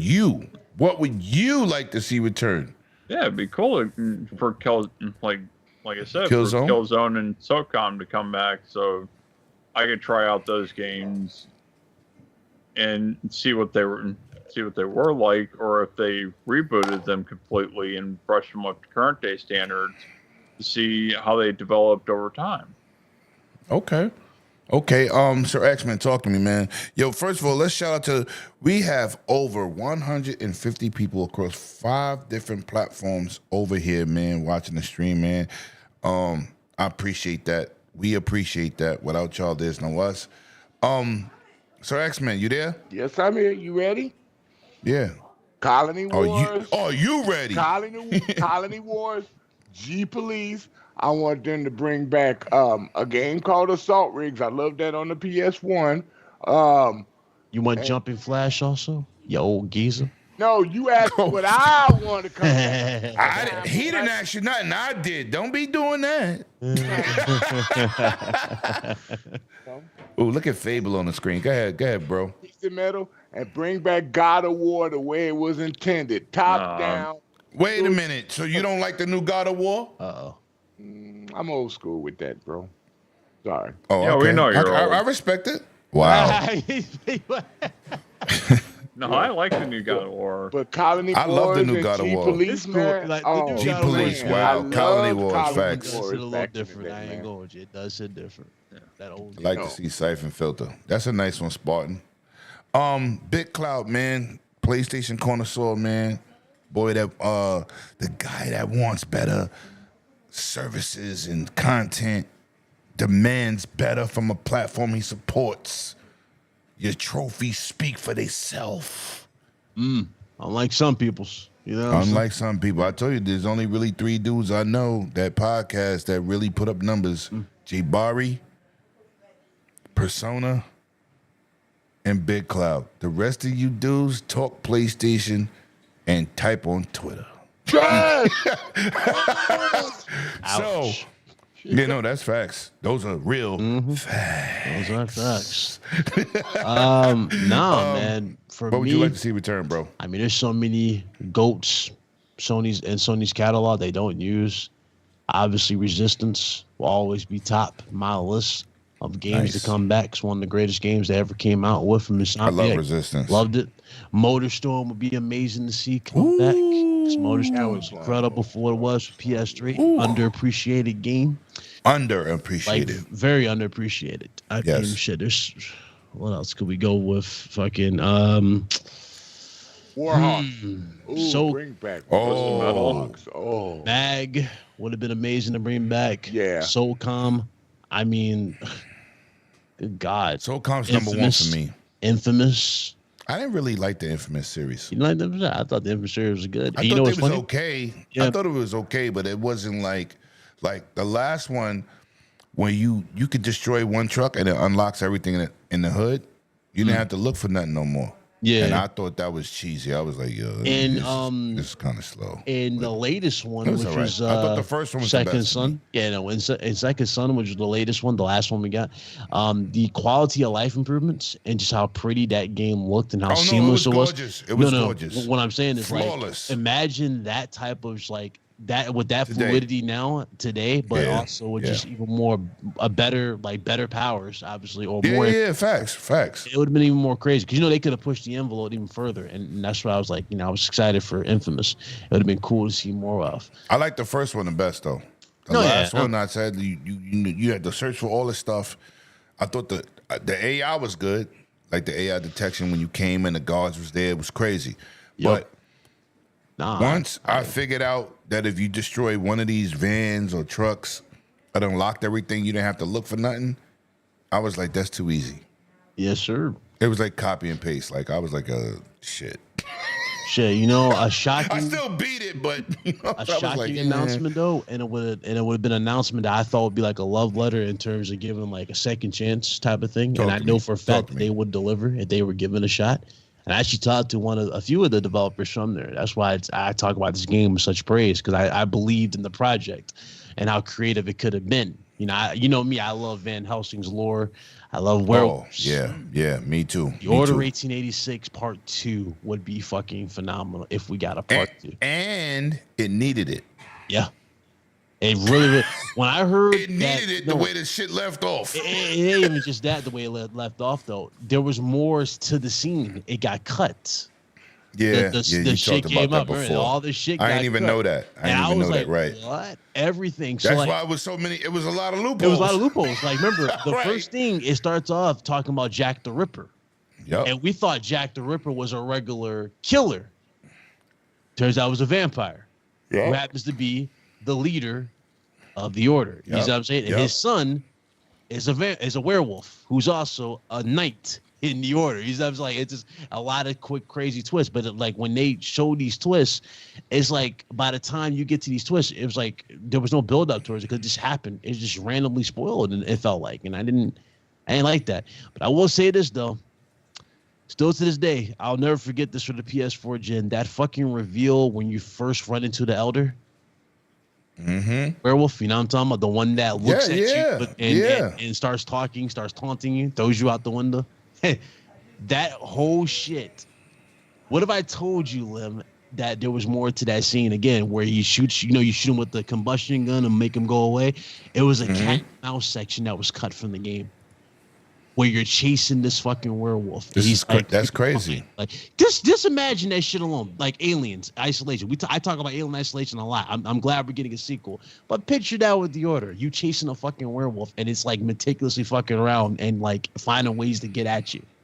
Come on, man. It was shit like that pissed me off that we didn't get the full vision. I know. I'm sorry for this Big Cloud, but I gotta say Twisted Metal too, dude. I gotta throw that in there. I have to throw Twisted Metal in there.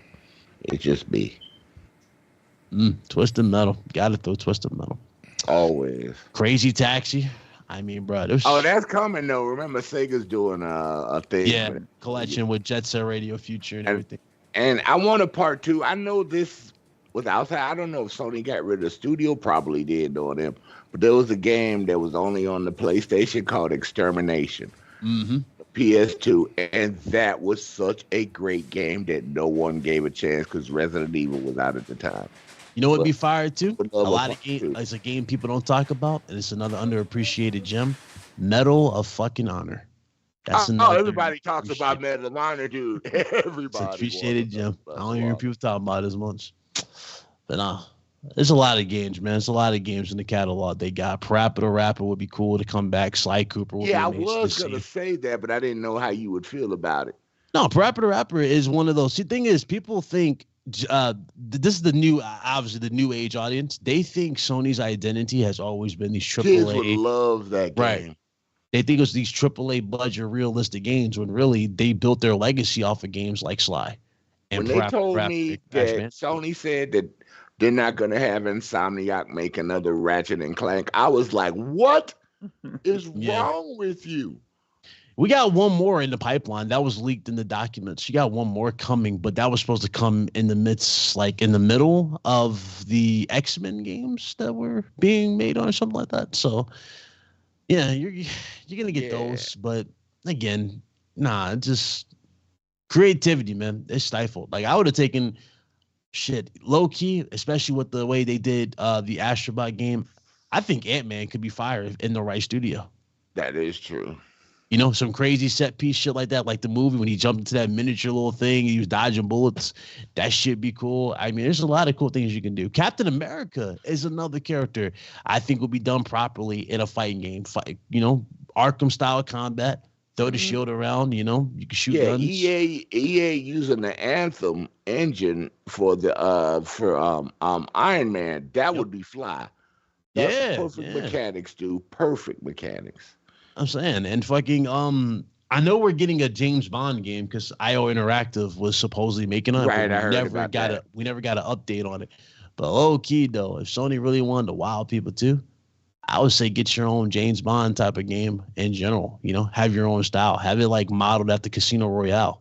Have some what cool Sony twists. could do? They could make their own Wolfen style game, Wolfenstein style game. They They play first person view, so Yeah, You but know what I'm saying? Wolfenstein is a little too graphic for Sony's license as it is. I don't think. Wow. They be a little too graphic. I don't know if they'll do it. Like, cause no, you know what I'm talking about. Like certain things, like sexing and shit like that. They don't like to usually go all out like that with their games now. I mean, the last game that did give you one was one from Neo, but go through all their AAA games. Do they really go that crazy for every game like that? No. Yeah, I'm saying it's like certain ones. right, certain ones that type of okay. I don't think they would go all out with Wolfenstein, even though I think they would kill it. I think they would not now nail that with a Wolfenstein. Yeah, they would kill a Wolfenstein game. Yeah, that would be sick, dude. Anybody play Mirror? All right, Mirror Dead be fire too. Come back and what do you want, Lemon? None.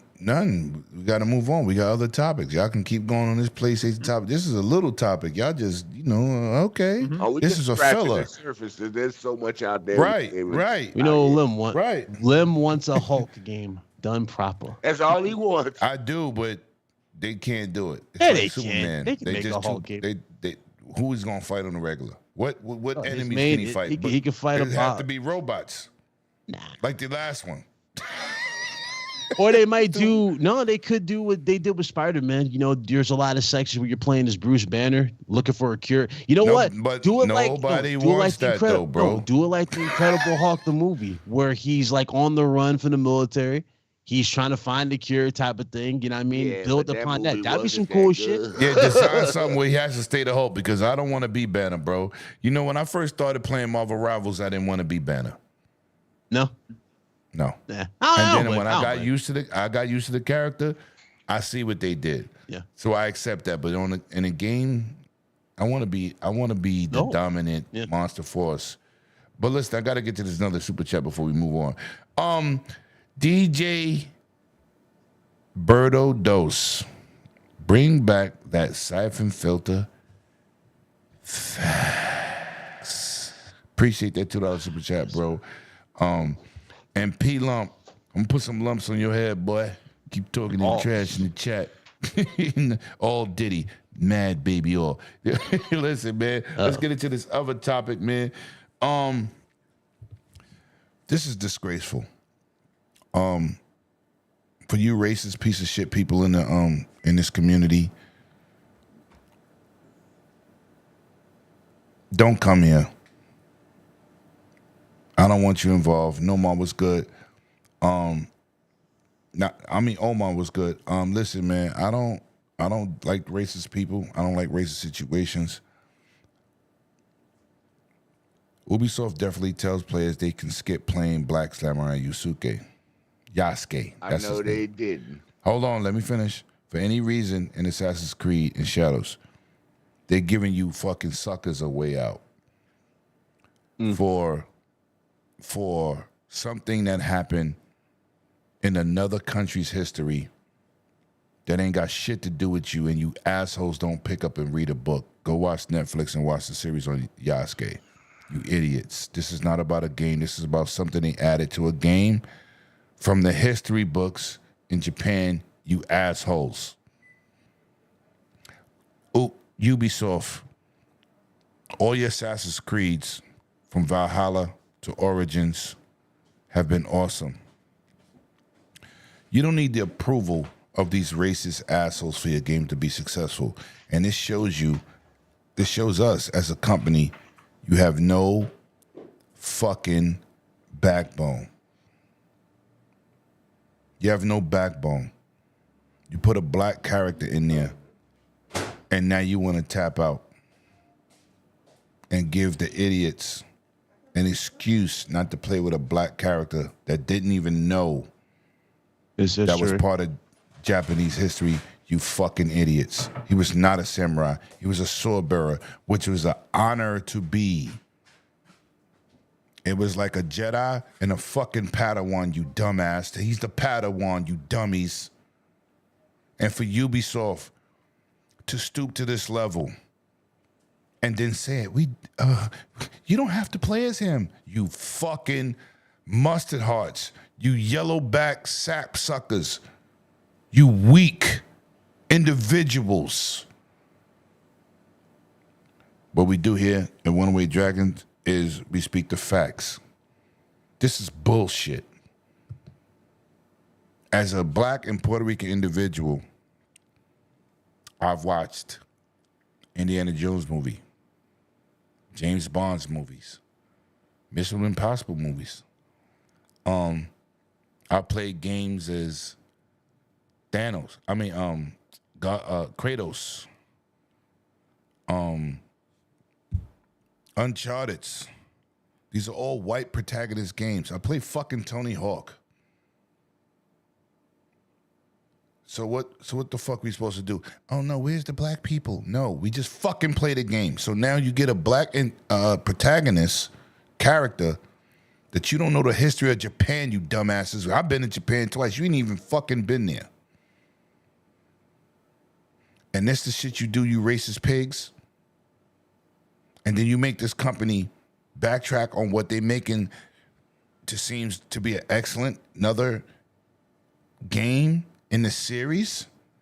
They got to backtrack to fucking satisfy your bitch ass fear. That's crazy because the gameplay for it looked fire. I ain't gonna hold you. And they did the same thing with black characters in certain games and female characters of many different colors in games. So now you got male chauvinistic pigs and racists dominating what we enjoy, which we call gaming. All you motherfuckers love Metroid. Was you mad when you found out that was a chick? I can keep going, but you know what? I don't wanna turn it into a serious situation, but let's call a fucking spade here. Y'all a piece of shit for that. And you Ubisoft, I lost a lot of respect for y'all for that. You didn't do anything wrong by putting a guy in a game in Japanese history. This is Japanese history. This is ridiculous. So let me guess, you don't want to play Marlo Briggs, one of the best action platformers on 360? You don't want to talk about that, huh? No. We all got to be Nathan Drake in this motherfucker. That's okay. This is why racism, religion, and politics don't belong in gaming. Because your fucking views are fucking horrendous. BitCloud, please chime in on this, man. I gotta give me some fucking water. This shit pissed me off, bro. You know, to see Ubisoft do this. You remember Adewale from Black Flag? Yes. He had his own standalone game. So were people saying it was forced in when it was talking about slavery, which was prominent in his time? So you guys want to play as slaves. So playing as a slave is cool, but we can't play as a samurai. It's so weird. Listen, from what I've seen from the gameplay, it looked fire. I'm not going to sit here and be weird. I was on the fence for Ubisoft because a lot of their games just felt more corporate than anything. Like there wasn't really no creativity gone into them. They all felt like they were just coming from the same factory thing. Odyssey was a prime example of this. It was a good game. I liked Odyssey, but then you had Valhalla that gave you more of what they thought Odyssey, what made Odyssey so good. Really, what made Odyssey so good was just the fact that it was just fresh, open world. You had a lot of cool stuff. Then they give you this extra amount of stuff you could do on the thing, and then they decided to go with Vikings, which contradicts what the Assassins are about, because name one Viking that was a stealth assassin. Weird, right? It doesn't make sense. You got a Viking with a hidden blade. Well, it was terrible how you had to run into the middle of the camps and blow the horn to signal the raid. Yeah. It's weird. It's weird. I liked Odyssey. I thought Odyssey was really cool. It expanded a lot of stuff that I liked about Black Flag. Black Flag, honestly, was the most underappreciated one. The last one that I thought really was being creative, ambitious with the franchise. I loved how they captured the pirate aesthetic. You can raid ships, you can save people, you can get crew, you can hunt, you can do all this cool stuff. That was creative. I thought that was really, really good. Not to mention, they had a really cool assassin for that time. It was Edward Kenway. Edward Kenway was really, really cool. Mm-hmm. And then they don't do anything with Edward Kenway. They just move on to someone else, I mean, hell, they had an opportunity to do something cool with the Templars, with Hathan. Hayden Kenway was another cool one, and they didn't do anything with Hayden Kenway. Instead, they just made a whole new character to tell essentially was your mentor for Assassin's Creed 3, his story, where how he got his messed up his leg and whatnot. It's just a lot of weird stuff. Ubisoft, their problem was at the time they didn't know how to keep it going when they have a good character. Ezio, they ran into the ground, sure. Ezio was a great character. He's synonymous with the franchise. But after Ezio, I really thought they had a golden opportunity to keep it going with Edward Kenway from Black Flag. Didn't do nothing with him. Then they tried to hype up Connor. Unfortunately, Connor was boring. That didn't do anything for it. They hyped up the brother and sister duo from Syndicate, which, by the way, they looked the dopest. They had one of the dopest looks, but story-wise, did nothing with it. This looks like a return to form, though, but it's just sad that people just are unappreciative of it. So that's what I got to say about it. Muted Lemon. Yo, back. My bad. Thank you. I said, you know me in real life, bro. You know how I give it up, man. I don't like racist shit. I consider you and your wife my sister, my brother. Yeah. Facts. That's how we give it up.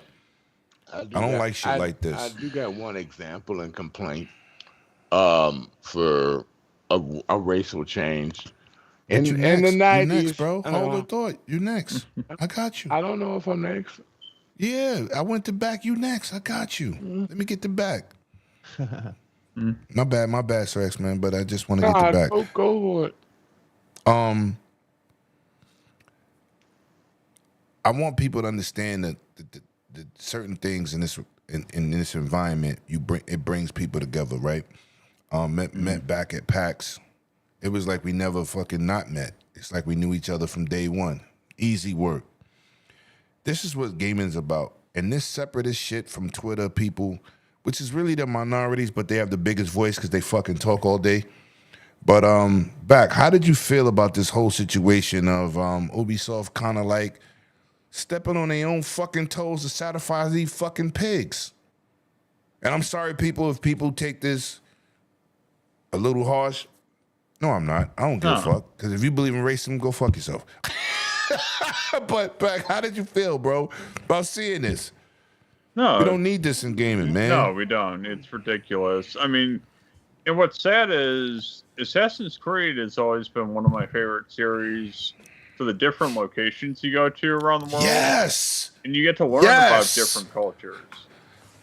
So you're gonna stab yourself in the foot because where not many people are gonna open a history book and read about stuff, but in video games, that's a fact. You can try as accurately represent the culture of different places around the world and learn about them in an interactive experience.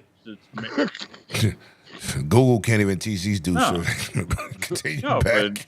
But the fun of interacting in a video game to see the culture, if they can accurately reproduce it that way, it gives you a deeper insight into what would have happened at those times. I mean, that's what I always enjoyed about that. You can start to learn about people with, like you said, try to keep religion out of it, but it is a reality when you're dealing with, like, the Vikings and how they're fighting with, people in the UK at that time. Or if you're no. Let's be real. We all watch Vikings, right? We know the history of Vikings, right? They were slaughtering villages and kids to pillage, right? That's their history. Yeah. So now we gotta fucking forget what happened. We didn't say they're bad people. We didn't say the history is bad. We just said at that time, in this era, this is what happened. Just like slavery, we know what happened. We know what happened across the planet when fucking Napoleon tried to take over the planet. This is history. This is not nothing about nobody's opinion or how we feel about it. You cannot erase history. We know what happened. Yeah. JFK got shot. Malcolm X got assassinated. This is history. That don't mean you can't talk about it.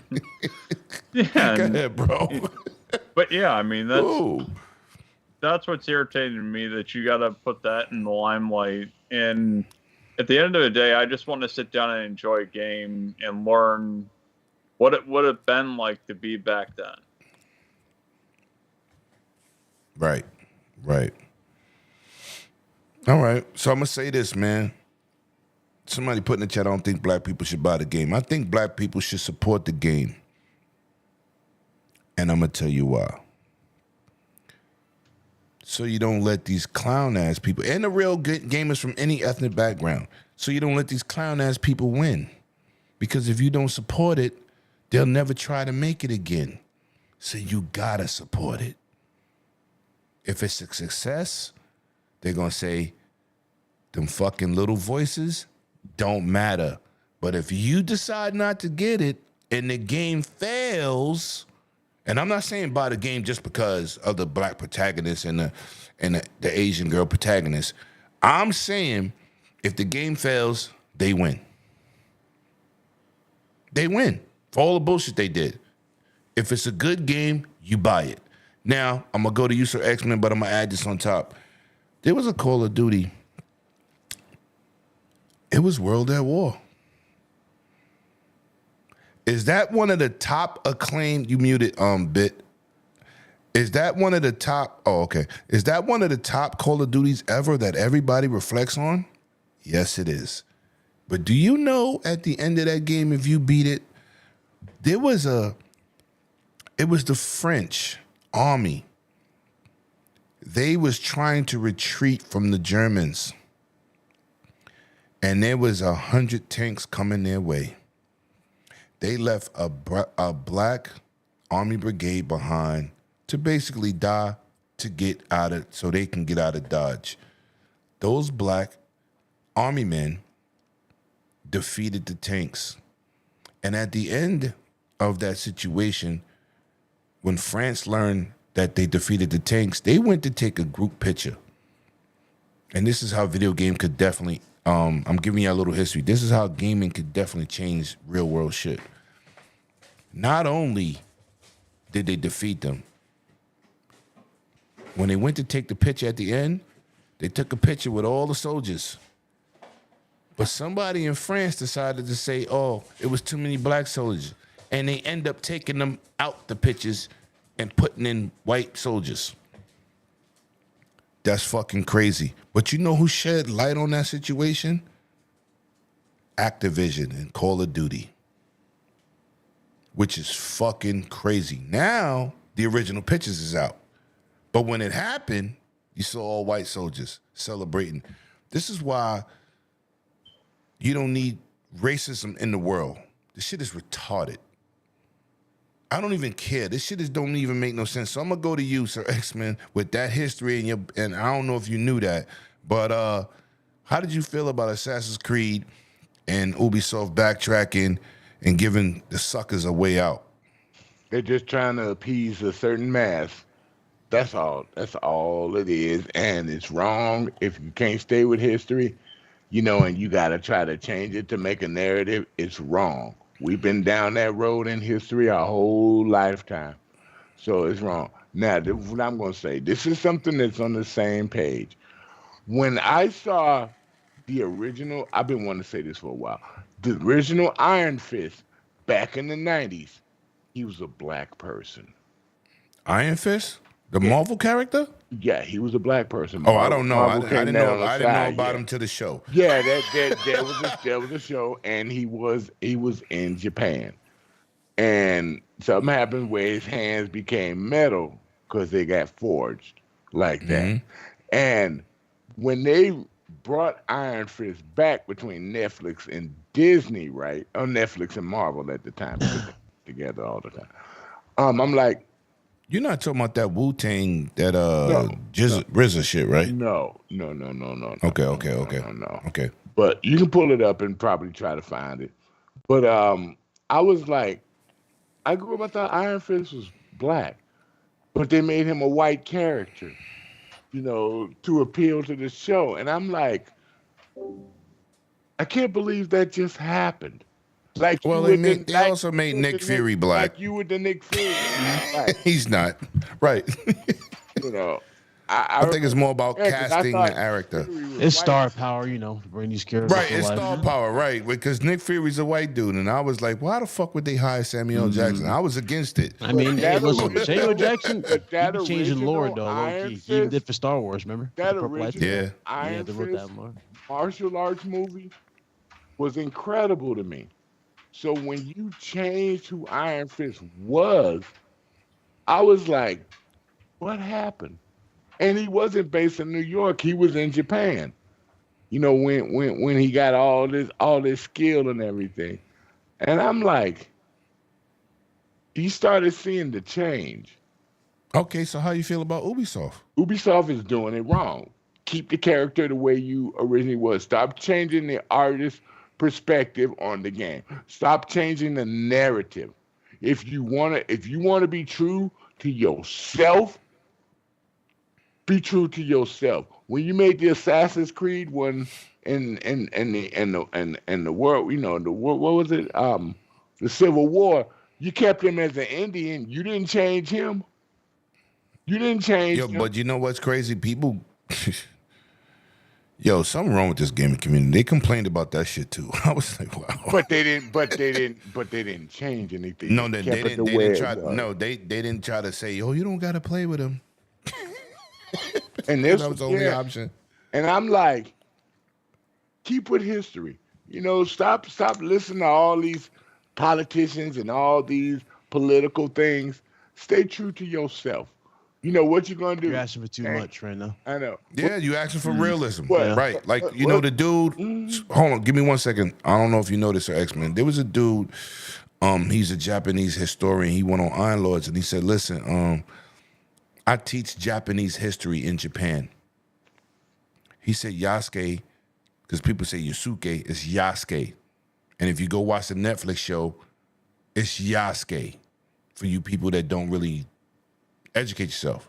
And I ain't insulting nobody in the chat because y'all know y'all rock with me and people that's watching.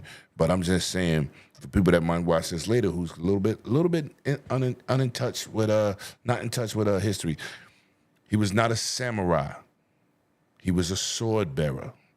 He ended up being sold as a slave, and he showed skills. And he was adopted by the lead samurai in Japan at the time and became an honorable sword bearer, which if that's like being the president's bodyguard. Okay, so it's not he changed the game. And he was a big guy, and he was definitely brutal with it, and he was respected and taught the arts. And this is what we can't change history.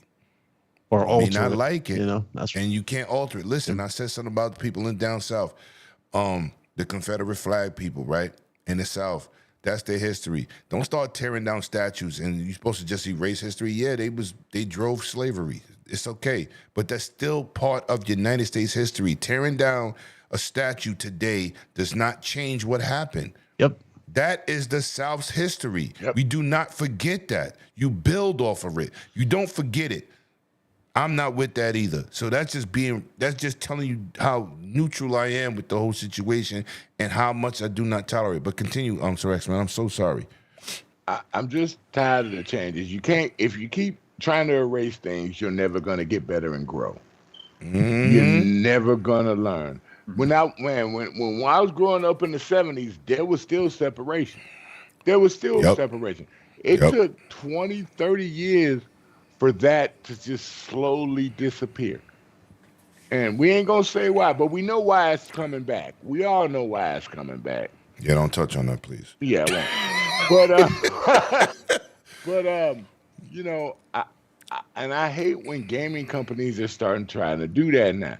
Yep. And it's sad. You're supposed to be, technically, you're supposed to be everything that's good in the world that inspires people. And by you doing this, you're inspiring people of not even thinking about the past of anything. Japanese past, American past, European past. You're changing everything. So you have to be the forefront because these movies ain't doing it no more. So you have to be the forefront because that's what people are paying attention to nowadays. Game is the biggest entertainment In industry. history, right? So Right. just don't change for some narrative. Your facts. people that put that game together did it the Build way a good they game. believed in. They Right. believed in the truth. So if you want to do that, that's what's gonna cause you to lose in the end. And it's sad. I mean, you wouldn't expect us to want Sam Fisher to be.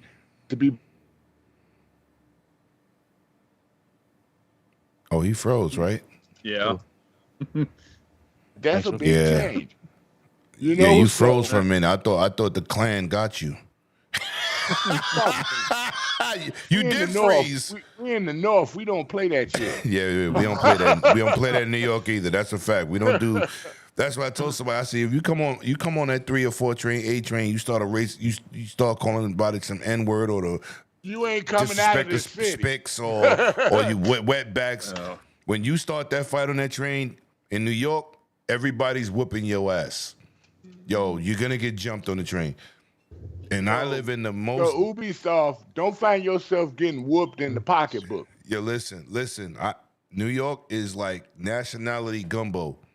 New York City don't play that racist shit. You can go outside. You can go to New York State. You can deal with that. But in New York City, start some shit on the train in rush hour. Yo, you N-word. Start something downtown. You gonna get your ass whooped by everybody. Everybody's gonna put hands and feet on you because New York don't play that shit. Ooh, New York is a little New York Lake different, Michigan bro. Is about what 50 below New under York the water. different. Oops, Yo, listen, I'm sorry, I didn't mean to. I'm in New York. I never experienced racism. When I went to Cali, this white lady was acting crazy with me on the line. I knew what it was, but. Dude, I just laughed it off. I was living in Tennessee for a little while in Memphis, right? I went down there and I was in the store with this stupid dude talking stuff, and I talked back to him because I told him, "You're not from here." I don't take that shit. I'm from the Chi, man. You really want to mess with me? Yeah. We don't believe in racism, bro. Backed off so Nobody. We don't have race wars in New York. We don't have that. Nope. Too many people living next door. I got Chinese neighbors. Puerto Rican neighbors. I'm Puerto Rican and black. I got Haitian neighbors, African neighbors. Not here, bro. You're going to get your feelings hurt. So anyway, man, I just wanted to put Ubisoft under the blast a little bit. I know they're under pressure. They want to make their game sell. My favorite Ubisoft Assassin's Creed is Origins. Valhalla's number 2. But it gives different perspectives of just what the history is. And I don't want Ubisoft to change that. And if you come on Twitter and you talk that racist shit, I'm blocking your ass. Yeah, don't change yourself. And if you see me in real life, you say some shit, I'm going to slap your ass. I'm just telling you what it is. Oh, you already know. A lot of these dudes about that. Yeah, I'm not really with the racist shit. I love everybody. My grandfather was white and Puerto Rican. So, you know what I'm saying? My father's black. White women, black women, it don't matter to me. They don't matter to me, man. But what's crazy is people... I got if you was dying and you got another ethnic background heart to replace it and make you live, you gonna say, "Oh no, I'm not taking that. That's an N heart." You gonna take that heart. So relax with the bullshit, man. Let's keep it gaming. Everybody, shout out to the chat, man. Y'all been awesome. Big Cloud, what you gonna add to that? Nah, man, it's Ubisoft has a fucking history of characters. We've already had Adewale, who was a slave. Nobody complained about a slave becoming an assassin. Nope. Yo, listen, bro. One thing you bring it up as a point, but I don't think the problem is Ubisoft. No, I just don't like what they did with their statement. I don't like the statement they put out, but they're not the problem. Yeah, no. This is literally them trying to be politically correct for the fact that people are ignorant as it is. People complain. Yes. Like, I don't know if y'all remember when Blacklight came out, people were complaining about hunting digital animals in the game. Remember? They was like, oh. Nah, I don't know. You remember that when it was whaling? They was like, oh, they were against the whales getting hurt or whatever in the game. Oh, like that. You forgot about that. You forgot about that. No. Yes. You whaling. forgot about that. Yeah. But that's a sensitive topic, bro. Yeah, no, that's a National Geographic topic. Yeah, but I'm saying, but people were against it. Like they're like, oh, that's for them. I'm like, bro, no actual whales are hurt in this damn I know it's a game in the world. It's a game, but it's the same thing. It's like, dog, people just find the dumbest shit to complain about, and then they wonder why, when new games come out, they're not as creative or ambitious. Man, could you imagine them now if Moby Dick was a new game coming out? Why you hunting the whale? Yeah, why you hunting the whale? Even though in that book, the whale was the killer. Even though back then, going back to history, that's how they made a lot of their money in general, or food. You know, blubber was a thing they ate. Blubber. Yep. Say it again. I was about to go. You took it right out. Yeah. Blubber. They used to use it for lantern oil. Okay. Yep. With that being said, we're going to talk about something before I'm going to get into a disrespectful situation. We got 2 topics left. This is the second of the last. You thought you were done, didn't you, Big Cloud? Avowed. So what? You know, I'm gonna let him rock because he said I get on him earlier. But you want to let me host? Can I host? That time I messed with you, I wanted to irritate you a little bit. That's all. You can't irritate me. I love the fuckery. You can't. It don't irritate me. You know I'll give it up. Shout out to the chat, man. Shout out to everybody, man. 167 people across 5 platforms. I appreciate y'all. Even on TikTok. Let's go. Avowed reviews are in. We talked about it being the #1 selling game in the planet last week, even though it's in Game Pass. No, I ain't gonna even go there. Silly comparisons, made up statements. Oh, this is not better than Skyrim. First of all, this is not Skyrim. Nobody said it was going to be better than Skyrim. It's an awesome game. The gameplay is awesome. The graphics is awesome. The draw distance is awesome. Listen, what I don't like in this community, people will never let you enjoy what you enjoy. You always got the naysayers. But even though the naysayers are really the minority, once again, right? BitCloud, man, the reviews are in. Avowed is a success. It's a hit. Are you prepared to get this on your PS5 if it comes out? I mean, or have you played it on PC? I mean, because you have a PC that could play anything. Yes, sir. But you already know, not a big RPG crazy guy. Right. You said that. The last one I played was Hogwarts Legacy. Because I love I love Harry Potter. That's one of mine. Me too. That's on my all shit. the movies. Yeah, got you. Iconic. So you know what I mean. You already know right. That just like you had my favorite thing. Legendary. Childhood. Right. You know what I'm saying. You had the books. Right. And you got this you grew up amazing on the world. Books, right. Yeah. It's like, dog, this shit's. It's night and day, and then you captured and the world it hit so well. All the bells and whistles. The music hit the right moments. Yes. The castle felt alive. It was like, bro, I'm legit in the damn movie. right. On steroids, you know? And, right. You got the Dark Forest. You did everything proper. So, but no, the fact that this game has actually gotten a good rating, first of all, shout out to Xbox. That's good. They got a game. They finally got, they getting their stride. They hitting their stride. Yeah. And, it's just shameful, though, that the people that claim that, I just want Xbox to do better. I want Xbox to have X amount of games. They finally get it. And they don't even give Microsoft their props. They want to just hate on it for the sake of hating on it. But you already know what's going to happen if they see that PlayStation is coming to there. That's why these same idiots are hoping for Starfield to be at a PlayStation show. They want this. Yeah. So, Oh, like the last day to play all these predictions from these Xbox and PlayStation content Starfield. creators. No, it's going to be Gears. Yeah. It's going to be it's going to be a Microsoft. It wasn't a Microsoft game on deck. I'm over here laughing. I'm like, I thought these games I'm an were insider. trash. I thought all these games are trash. Now you want it on your Pro, you want to play it on your Xbox because your PlayStation because you got nothing from PlayStation. Shout out to you broke ass people that can't support multiple platforms. You know what it is, though? I never season. thought it'd be a day. I never thought I would see a damn day where Microsoft is producing more games for PlayStation than PlayStation is for their own community. Somebody need to clip that. Makes sense. Make it make sense. And people want to argue with me and talk about PS5 Pro, which, by the way, is doing worse than PS4 Pro in terms of sales. Sad, Big Cloud. They're good games. For the longest time, I heard Xbox games are trash. Nobody want that. But yeah, here you are showing screenshots of you buying it day one. They can't wait for Forza Horizon, bro. And if it outsells Gran Turismo, which I own. If it is, listen, it ain't even an L. Hold on. Let me throw a shot. Let me throw a shot at my fake ass Sony dudes. Not only do I play Gran Turismo 7, I play it in VR. Ooh. VR. Yeah, because I got all that. Go ahead, Big Cloud. But I'm the Xbox guy. But all right, whatever. They don't understand being a gamer. They don't get it. They don't get it. You bro. know this is how you know Don't get it. motherfuckers just don't care about gaming as a whole. Back when we grew up, when we had everything, we didn't have the stupid ass bullshit. We were just playing fucking games. I swear to God, bro. Everybody had their platform. They were just chilling. Nobody gave a fuck about this shit. And if somebody else didn't have a platform, you went to their house to play it. Yeah, no. But I'm saying, like, if I had a Genesis Super Nintendo, and let's say our parents didn't get us the system for Christmas, we just came over right? there and chilled. We swapped cribs. Spend the night over. Play Yo, listen, an idea. You know, it was, y'all it was generation today. Oh, we can't share games. You can't play this. It needs to be locked to this. And then dudes trying to like, oh yeah, dudes, exclusives matter. A certain idiot had trying to have a conversation with me. I was like, I ain't trying to hear this motherfucker, but he's like trying to say, oh, exclusives still matter.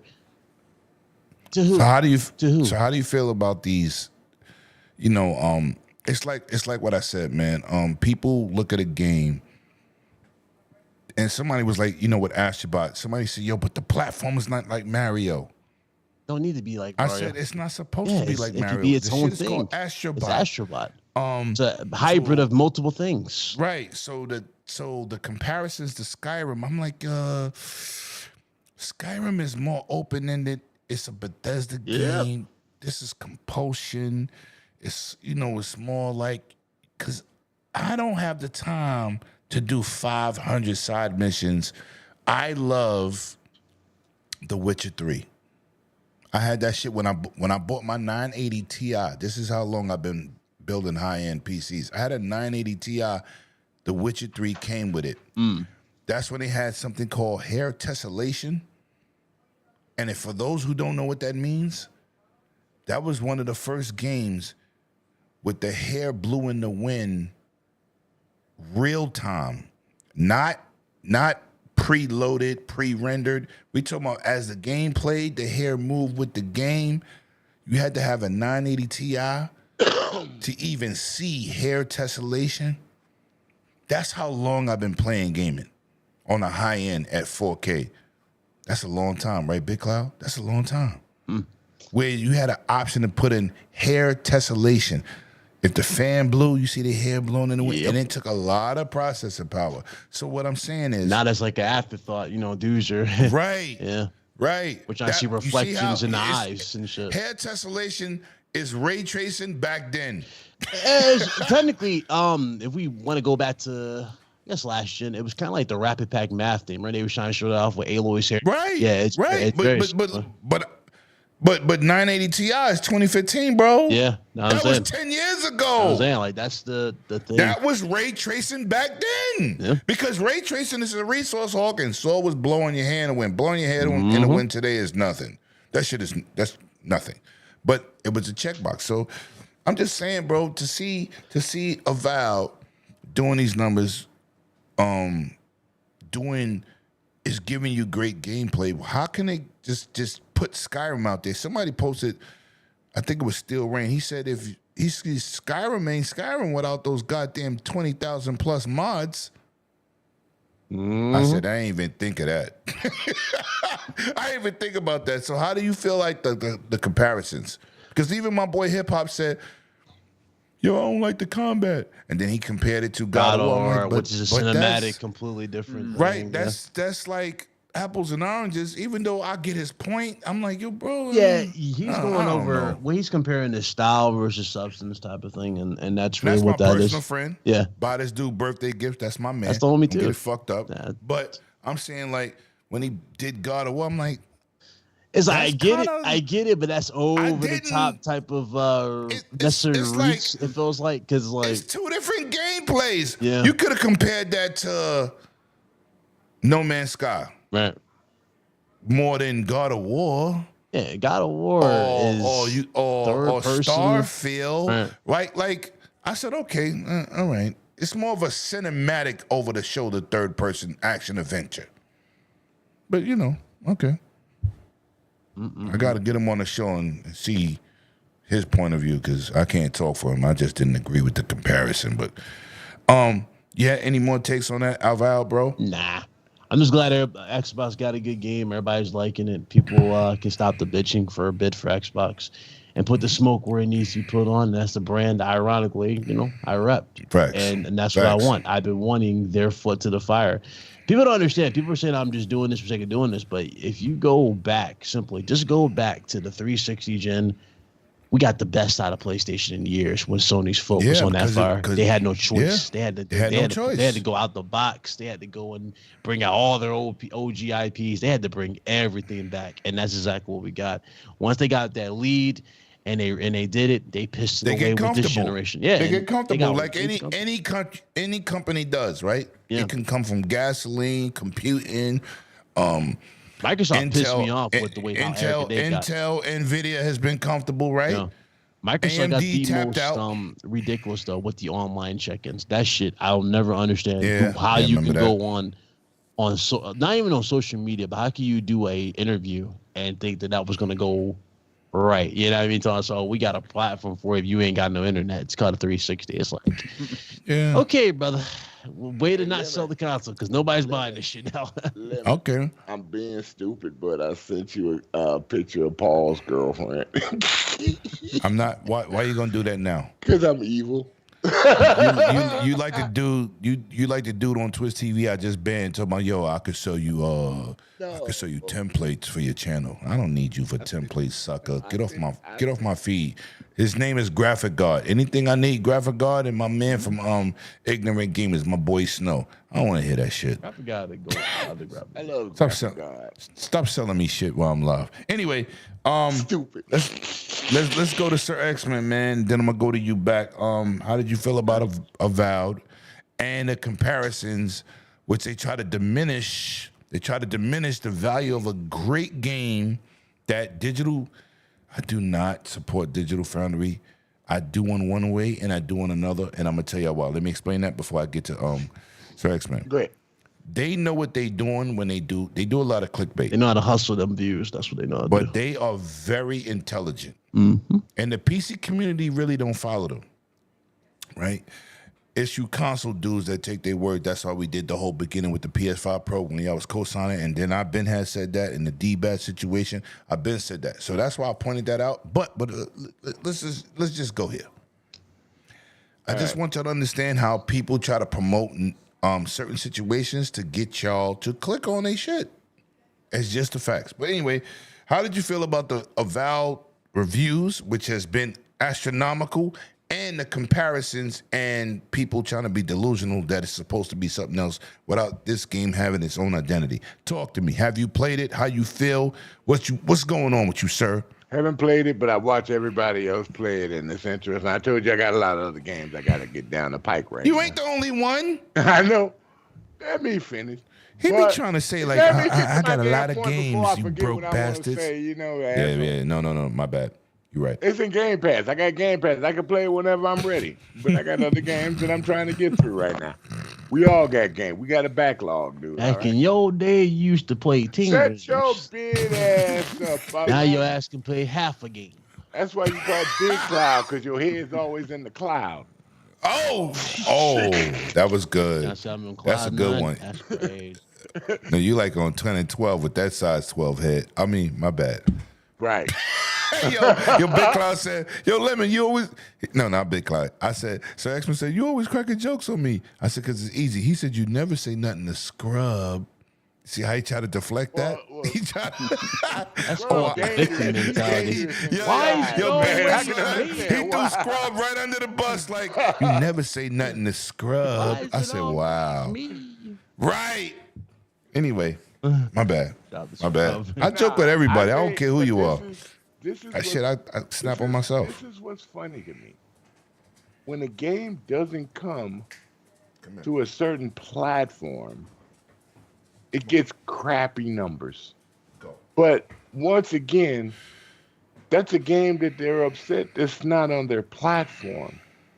And they want to make the numbers look like crap for the game that they never really played. Hey, but it's good for when it's a game that they've been anticipating. And it's the same numbers. Right. Correct. Like, could Your you big cloud, shut your imagine mic off. You're not allowed to speak the Could truth. you imagine if Indiana Jones Hey, 2 million's was good now. not? Lem. Hey, could you imagine if Indiana Jones wasn't coming over there eventually? How bad the Oh, they'd have scores shitted on that review. In Indiana reviews, they'd Jones? have shitted on it. They'd have shitted on the game right away. So I find it funny that when they find out that the game would come to their system, when it said it's It's not going to great. come to their system, it's going to be great. Look at what happened to Forza Horizon 5. Oh, it's great now. I can't wait to play it. You know, and some other games, you know. When they thought Doom wasn't coming over, nobody wants to play this crap. Shout out to you, Cygnus. shit. You're right. And they said Doom was coming over there. You're right. Also, oh, wow, we can't wait for that game. That's going to be awesome. Mm-hmm. They destroyed Sea of Thieves 6 years ago. And now CMZs, the Kraken is lacking. Not the cracking, lacking. Oh, yeah. They sold 1 million in 1 week, and Astrobot sold 1.5 million in 2 months. Somebody said, And they "Is that a failure?" Yeah, for a first party. still Sea of Thieves over there. Mm-hmm. So, you know, it's kind of sad. And if you don't say there's no Xbox tax, guess what? Come on. If anybody don't know what that is, they're special. They know You what need it to is, ride but on a they- small but cheese bus. Choose to be. They choose to be stupid. To the Yes. fact. That's what it is. They only say things. Oh, I'm going to address somebody before we go to the next topic. Yeah. I'm gonna say something. Yeah. Y'all say all our games are bad because the ones that you can't get, you can't get. You destroyed Starfield. You said a guy. Yep, and now you that want guy it. that said I played 400 hours in Starfield. Liar. And gets a 6. I'm like, what? How do you give a game you played 400 hours in A 6. Right. You know what a 6 is? I gave you 2 hours and said, this some bullshit. You know? Anyway, So go ahead. the Finish same up, son. things My happening bad. to this. If you want to play it, you always talk about every console needs to have their own thing. We need to keep our games over here. We need to have this exclusive to us. So guess what? Go play it on PC.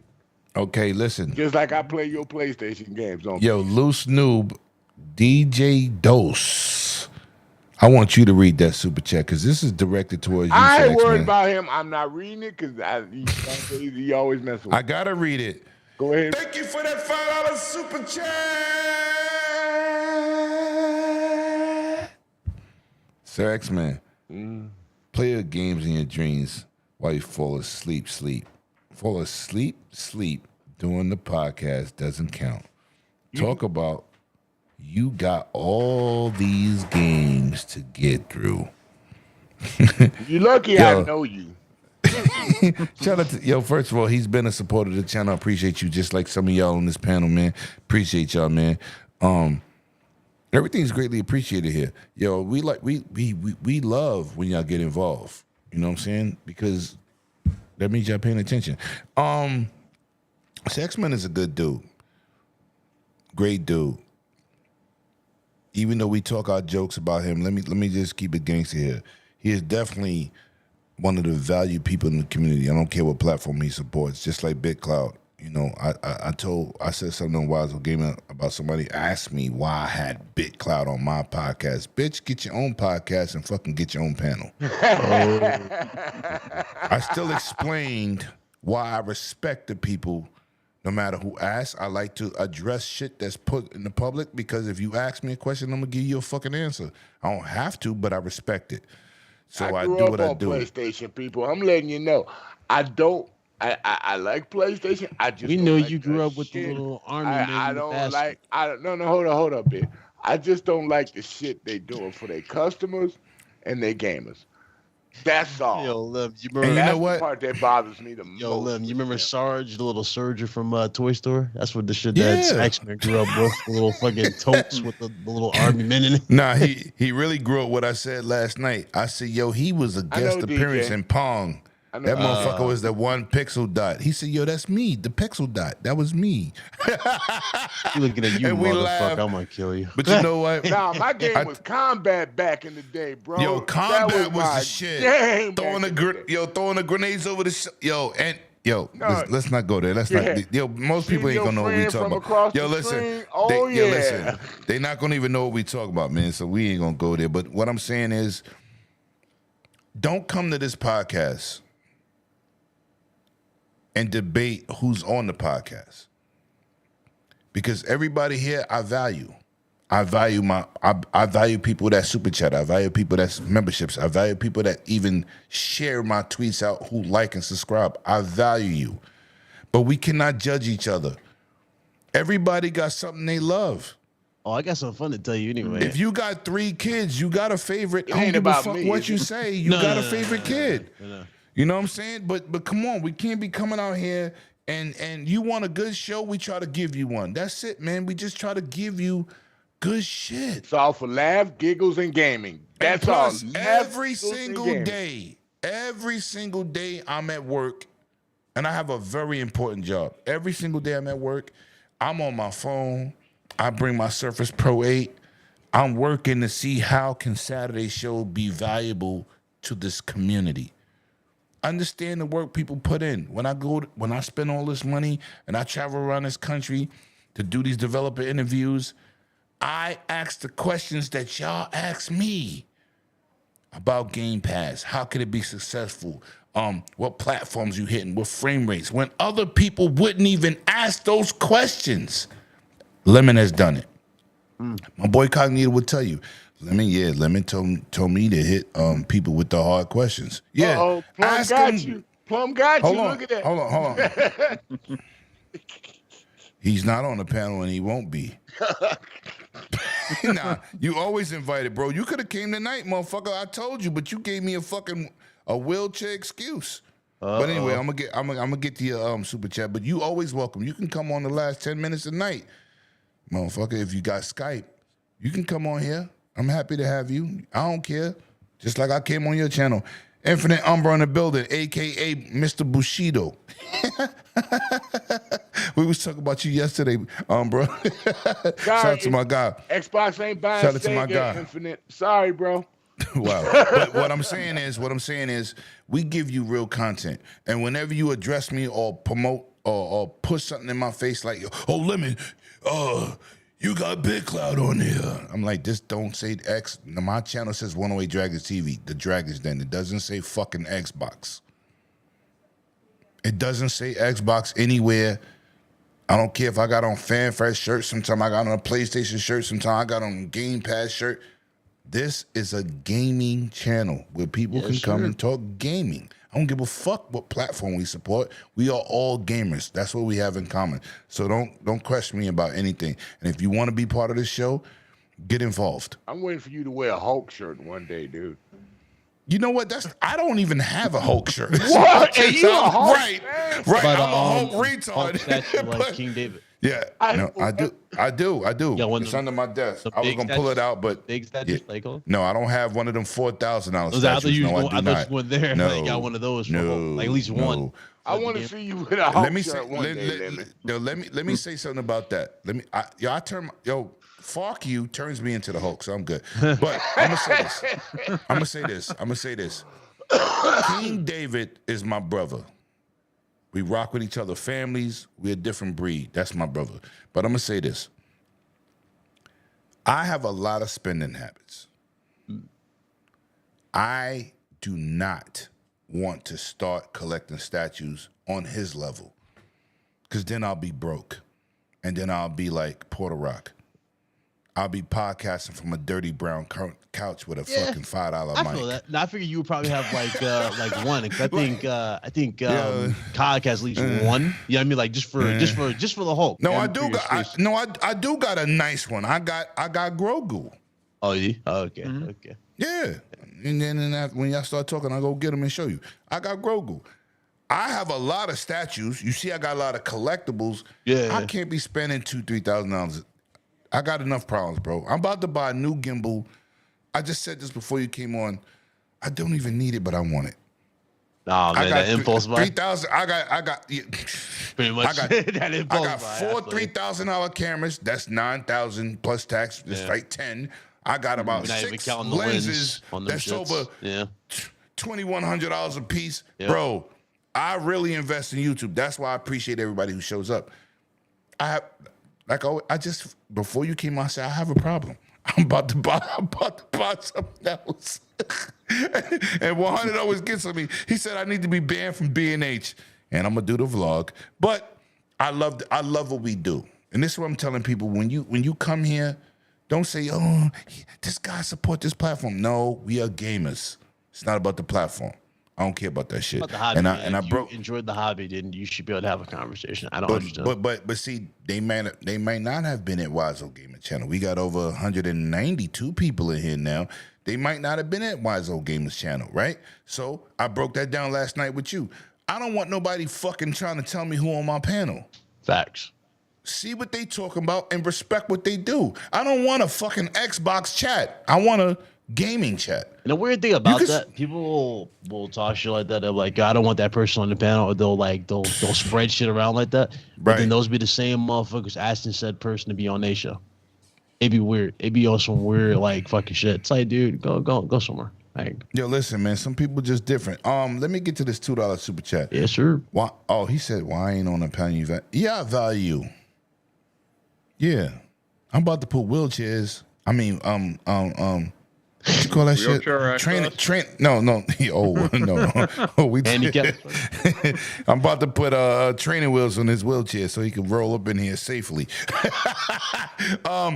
Back, man. Talk to me about Avowed. How you feel? I know you put a lot of time into it. You definitely one of the connoisseurs in the building. Talk to me, man. How you feeling?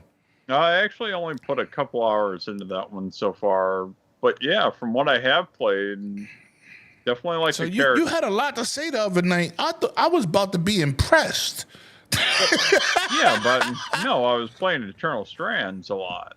Yeah. Facts. I had a lot to say about that, but no, as far as About, I got to play a couple hours of it the other night, and yeah, I like the character customization they got in there.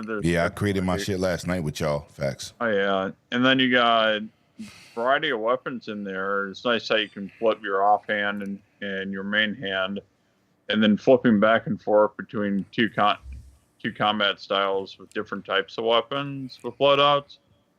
So I've got a shield and this regular sword that I have in one setup, and I would flip to a bow in the other setup. So it's fun based on the situation you're in. You can flip back and forth with that.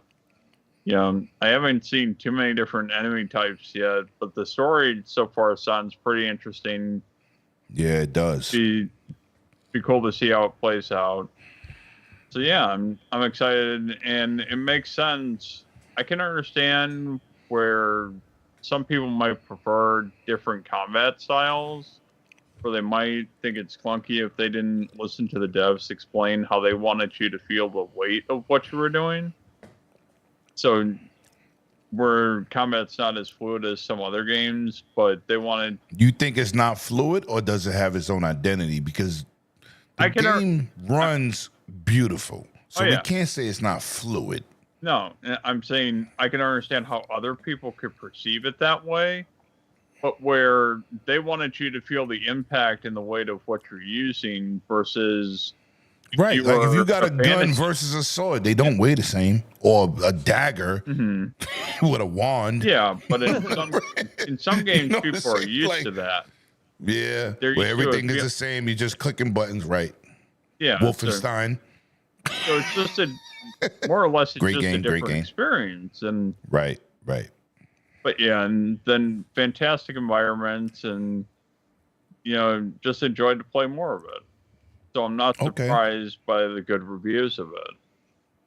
Excellent reviews. I got 9.5s, 8.5s. Yo, listen, man, it's good to see Microsoft. First of all, I'm going to say this about the game. Just starting it, the interaction was incredible, right? I'm a Skyrim dude. I love Starfield. I'm an Elder Scrolls guy. I'm a Fallout guy. I didn't play Outer Worlds too much, 100. If he was on the show, he would tell you he'll give you every fucking aspect. But I'm gonna name something in that same category. Star Wars Galaxies on fucking Quest 2 and PlayStation VR 2.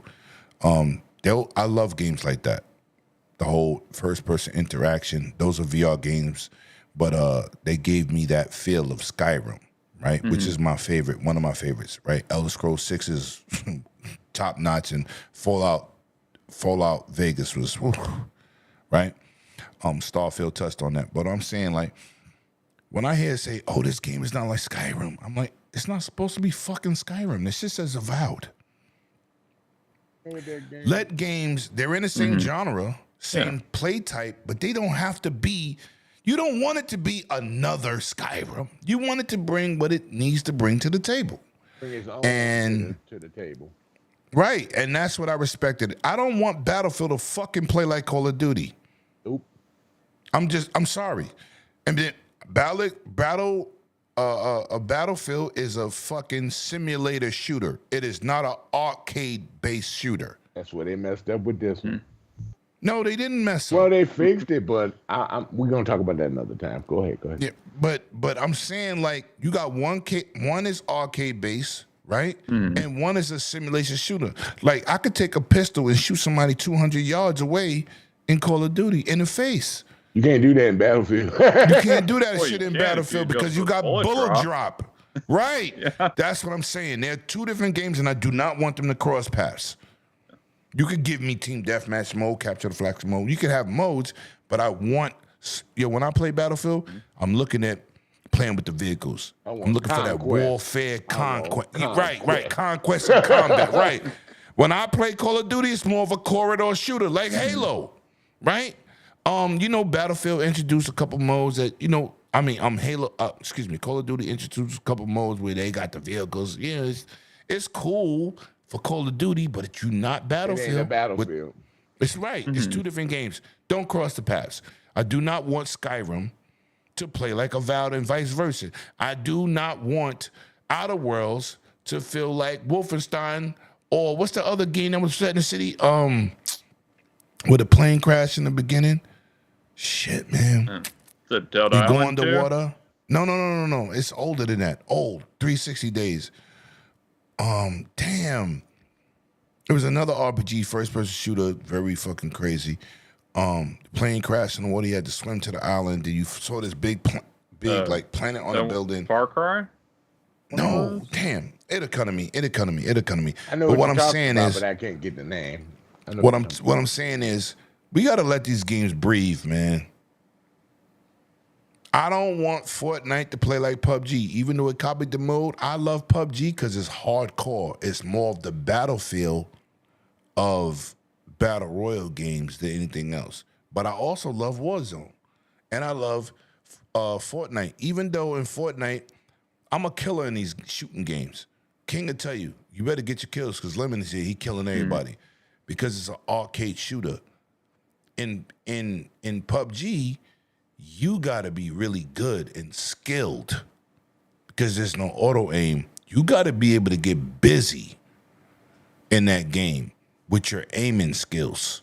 Whereas Fortnite, fucking auto aim all day. Right? It's auto aim. I respect PUBG more. Doesn't look better.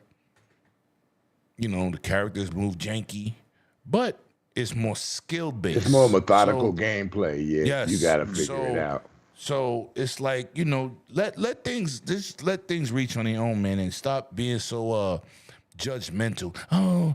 Street Fighter's not like King of Fighters. They fucking play different. It's not supposed to be fucking King of Fighters.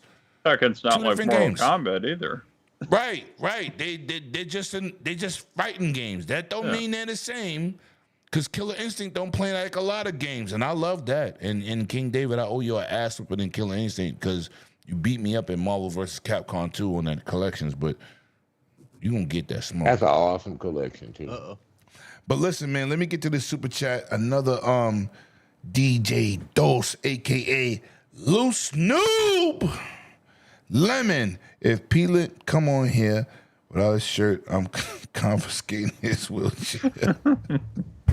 Oh, I'm gonna read that again. Hold the fuck up. Oh shit. Boy, that's messy. Shout out again. This is the first super chat I read twice. Lemon, if P Lump comes on here without a shirt, I'm confiscating his wheelchair. And I concur. Wow. I want to say something about Avowed real quick. Go ahead, bro. All right. Avowed, when I look at gameplay and check it out and what everybody tell me, it reminds me of another great game that a lot of people didn't know about this time. It's called Kingdom of Amalur Reckoning. What? And Kingdom of Amalur. No, it was on the 360. Back in my day, that was called Xena. No, but the game really was Kingdom of Amalur Reckoning. I got the remake and the 360 version. I got them both. And that game has a lot of the characteristics of Avowed. And I like that, where they separate the world. They got, different type of creatures. You got different type of clans, different type of you can join. And I enjoy that. That game takes forever to finally get to the end. But those are the kind of games I like, but they suck so much time. The thing about Evolve is you can get through it, and it doesn't suck so much of your time to beat it. And there's other things you can do within the world, but that's a good thing where a game it lets you have time to do other things.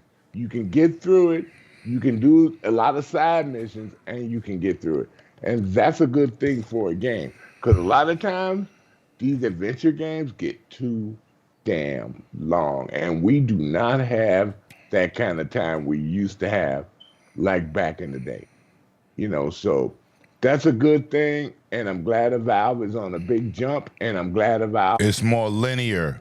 Right. It's more linear. Let me help you. But my other one, it was not linear. Man, Kingdom of Amalur is not linear. There's so many places you can, but it's a great RPG that people didn't know about. It's a good game. So play Avowed and have some fun. And if you get a chance, download it. It's on Xbox. Pay for it. It ain't that much. It's on Game Pass. No, it's not on Game Pass. You have to buy it.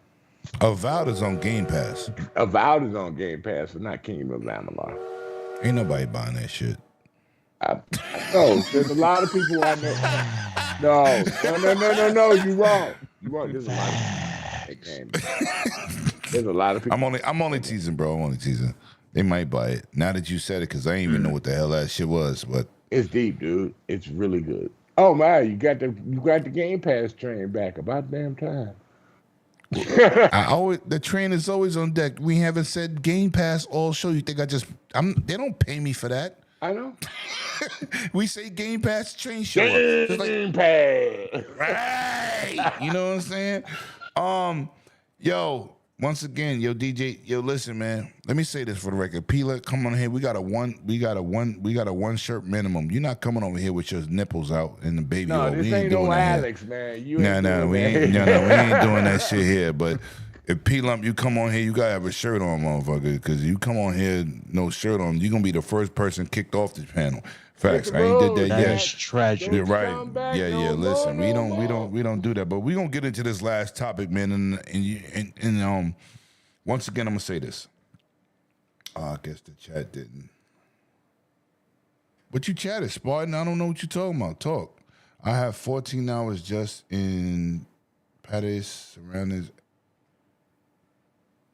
I think it's a map in the game. Area in the game. Oh, I thought he was talking about DR, like Paradisus. I was like, because when I go to DR, that's why I stay in Punta Cana in Paradisus Hotel. That's what I thought he said. I said, oh, Paradisus. I'm there all day in DR. But let me say this, man. Fuck Jim Ryan. Uh-oh. That's putting it lightly. Fuck Jim Ryan. You creative face piece of shit motherfucker, a.k.a. Dreamcast Fathers or piece of face God's father. You're a fucked up dude. Bro. Yoshida. Or Shuhei Yoshida. Yoshida, who I talked to at the Game Awards, which I wish my man Big Cloud was there. Yes, sir. Hip hop, Paris, Danny Pena, Hondo, aka Mr. 100, and Ham Solo, the baby bro on the block. We trying to show him the way how we really do things out in these streets, putting boots on ground. Let me say this, man. Talking to Yoshida, man. Yoshida. I say Yoshida. Yoshida. Let me say this.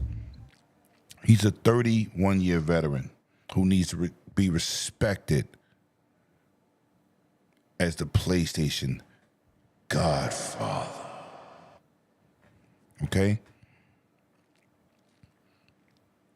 When he got put to the indie situation, I made a video on how that was a fucking demotion and how disrespectful and unknowledgeable that decision was. I am a Jack Trenton baby. Yes, sir. You know why? Because he was a PlayStation president that fucking played games. Sean Layden, a PlayStation president that fucking played games. Yep. Yoshida, a PlayStation legend that played games. Adam Boyce, legend, played games. Gio Corsi. You listen. Kasharai. Andrew Rose. What's the dude from Dreamcast days? Damn it. Kenichiro Yoshida. No. From Dreamcast days. I was thinking on names. Who went to E3. What's his name? I see his face. He was on Iron Lords too. And I met him at one of the E3s. Peter Moore? Can't think of his name. Peter Moore. Video game player. Plays games. Newest gamer tag. Mike Ibarra. Same thing. And Greenberg. Same thing. I'm naming people who I know. Forget Phil Spencer? Gamer. No. I was going to go to that's the last one. Mr. P3. Right? These are people I personally know. I've met, had conversation with. Not Sean Layden. Don't know that. No, don't know Sean. Shout out to What's Up Boys for having them on their show. Don't know Sean. But I'm going to say this. Everybody I mention, I respect. And they're gamers that was in control of a gaming company. So they bring in Jim Ryan. And he fucking gives a PlayStation legend an ultimatum. You either take the indie title or you get your ass up out of here. And when I went on my channel and I made an exclusive video, I said, this is a fucking demotion. And they're moving towards making money before gaming is relevant. People said, you're a fucking hater. You don't know what's going on over there. And they discredit me because of course, I'm still a small content creator. But what I do is I speak on my wallet and I'm a passionate gamer. I'm going to save you for last, Big Cloud. So, X-Man, you there? Yeah, I'm here. Just had How to did turn you the feel? camera off for a minute. Okay. So now, how did you feel about the disrespect with Jim Ryan finally comes out? Because, after Yoshida left PlayStation, he's been talking facts. He even said putting games on PC day and date is printing money. We're going to leave that for last. But it's still part of the same topic. How did you feel and what did you think Sony could do better on getting by Jim Ryan disgracing this man as being a legend in the Sony universe being demoted to do indie games? Talk to me. The minute that man left and Jim Ryan came and took over, he destroyed PlayStation. I'm sorry. He just destroyed what PlayStation was all about. You need a gamer to represent gamers. He didn't do none of that. Remember that episode where he did a thing, one of those specials where they did a play, EA, Sony State of Play, and he couldn't even hold a controller right. how you supposed to hold And he it. put the headset on backwards. Oh, Right. wow. Yeah. It's like People forgot about that. He put the pulse headset on backwards. Thank you, Bet. Thank you. Forgot about that. every gamer, even Nintendo people over there, they're gamers. Even previous PlayStation people, they're gamers. Facts. And Xbox people that were running Xbox, they were gamers. But shout out to Peter Moore. He came there, he just disassembled everything PlayStation was supposed to be. And that's when it started falling off. PlayStation was a top division until he got there. But no, somebody at the top said, fell for his okie doke. Where like, well, I can make you more money. I can do this and do that. And they couldn't do shit for them. No, he made him some money, but he got a disconnect from the community. Yep, he's a numbers dude. He's a numbers dude. He didn't care about the community. And nope. Like Netease laying off these fucking developers who's making a fucking fantastic game. But anyway, I'm sorry. I'm being petty. Closing off. Not letting these developers do what they do for Sony, not letting them cook. But yet you want to buy Bungie who ain't done shit yet. So it's like and the crack part, you let Bungie tell you what games aren't good. And I heard the Last of Us game, they multiplayer. We gonna go there. We gonna go there. We go there. You the one that Bungie. You took Bungie's advice and said no, that's and not they good scrapped it. Yoshida said it was good. But you that was the extra point. But you see, you took away my hosting skills. But it's all right because I love you. I apologize. I love my you did. You facts, man. Yeah, you did, but you wouldn't be on the facts. God damn it, I ain't get there yet. But you know what? I'm sorry if you wanted to say that before I did. I'm sorry. Damn, how can I host if dudes is taking my job? You know what I'm saying? Damn. No, you're right, bro. You're right. I'm only teasing, but you're right. But he didn't care. It's like that whole Activision thing. When you said, this the thing. When you said, well, we can't survive if Microsoft get Activision and keep the game. You're supposed to survive on your own games. Ain't no way Call of Duty wasn't going to be in. And they told you that Call of Duty was going to be on your system. They told you that. But do you know that was bullshit? You can't really go by that. That was bullshit. But they need to go on their own games like Sony has in the past. Third-party deals and games by their developers. We won't go to that old thing. They wanted to make another Resistance. You put your camera on, man. I hate talking to that stupid ass X-Man. Oh fuck! I'm showing you the true me, mother. Your green screen is terrible, or whatever. There you go. Let's go, Isaac Hayes. Y'all see this in chat? That's what I'm flipping to him. But I'd rather fuck you. Yeah. They don't know about that, man. They don't know about that. That's some old shit right there. He told everybody that wanted to develop a game, all their developers that were regular Sony developers, forever. He stopped them all. Oh, got Bungie now. Bungie only makes one game a generation. Bungie cost them more money than anything. Wow. Yeah. Yo, Big Cloud, did he just do that? He said they make one game a generation. Yeah. Yo, you're a piece of shit, yo. Like, trying to make a Destiny 3. Yeah. What happened to that? It never existed. That's what happened to that. No, do not upset my man back, because he is an Iron Lord. No, Destiny killer. I'm actually wearing a Destiny t-shirt right now. Oh, wow. I didn't. Yeah, I know, it's ironic. I wanted to, but I didn't. The second shirt I bought was for one of the worst expansions.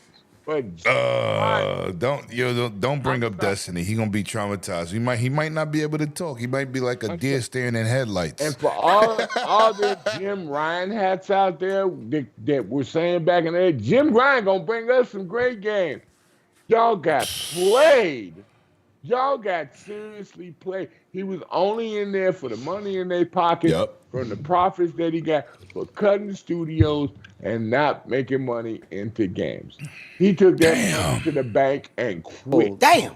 So y'all got played out there. Y'all got played. The minute Jim Ryan took over, what'd you get? Remakes?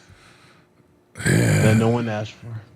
Yeah, I do appreciate. Let me say this, Big Cloud, on some real shit. I do appreciate Days Gone remastered because I thought it needed one. But that's my personal opinion. That came That's out my personal opinion. Because Jim Ryan probably put the kibosh on the he agreed with that. and didn't give it a chance to grow. So here's the thing: Jim Ryan left during the point where money and everything was in the green. He's not there, however, to see the diminishing returns of his actions. Yeah, that's what it is. He set up the win, then he broke out. That's how he hustled, though. He set up where he looked good in general on his way out the door. So it's like people can't say like, "Oh, PlayStation's in this bad position" when he was there. No, PlayStation looked the highest they ever did. They were getting record revenue from what they were doing. Period. But now, it's like a person that puts a stock option in. All right, I know the stock is going to be this high. And it's time to go before it crashes. Yep. That's what Jim Ryan did. So all right. I'm done. All right. Go back feeding these dogs. Yo, talk to me back, man. And thank you for pulling up, man. Thank you so much. I appreciate you. What do you think about this whole Jim Ryan thing, disrespecting Yoshida and leaving a situation in disarray?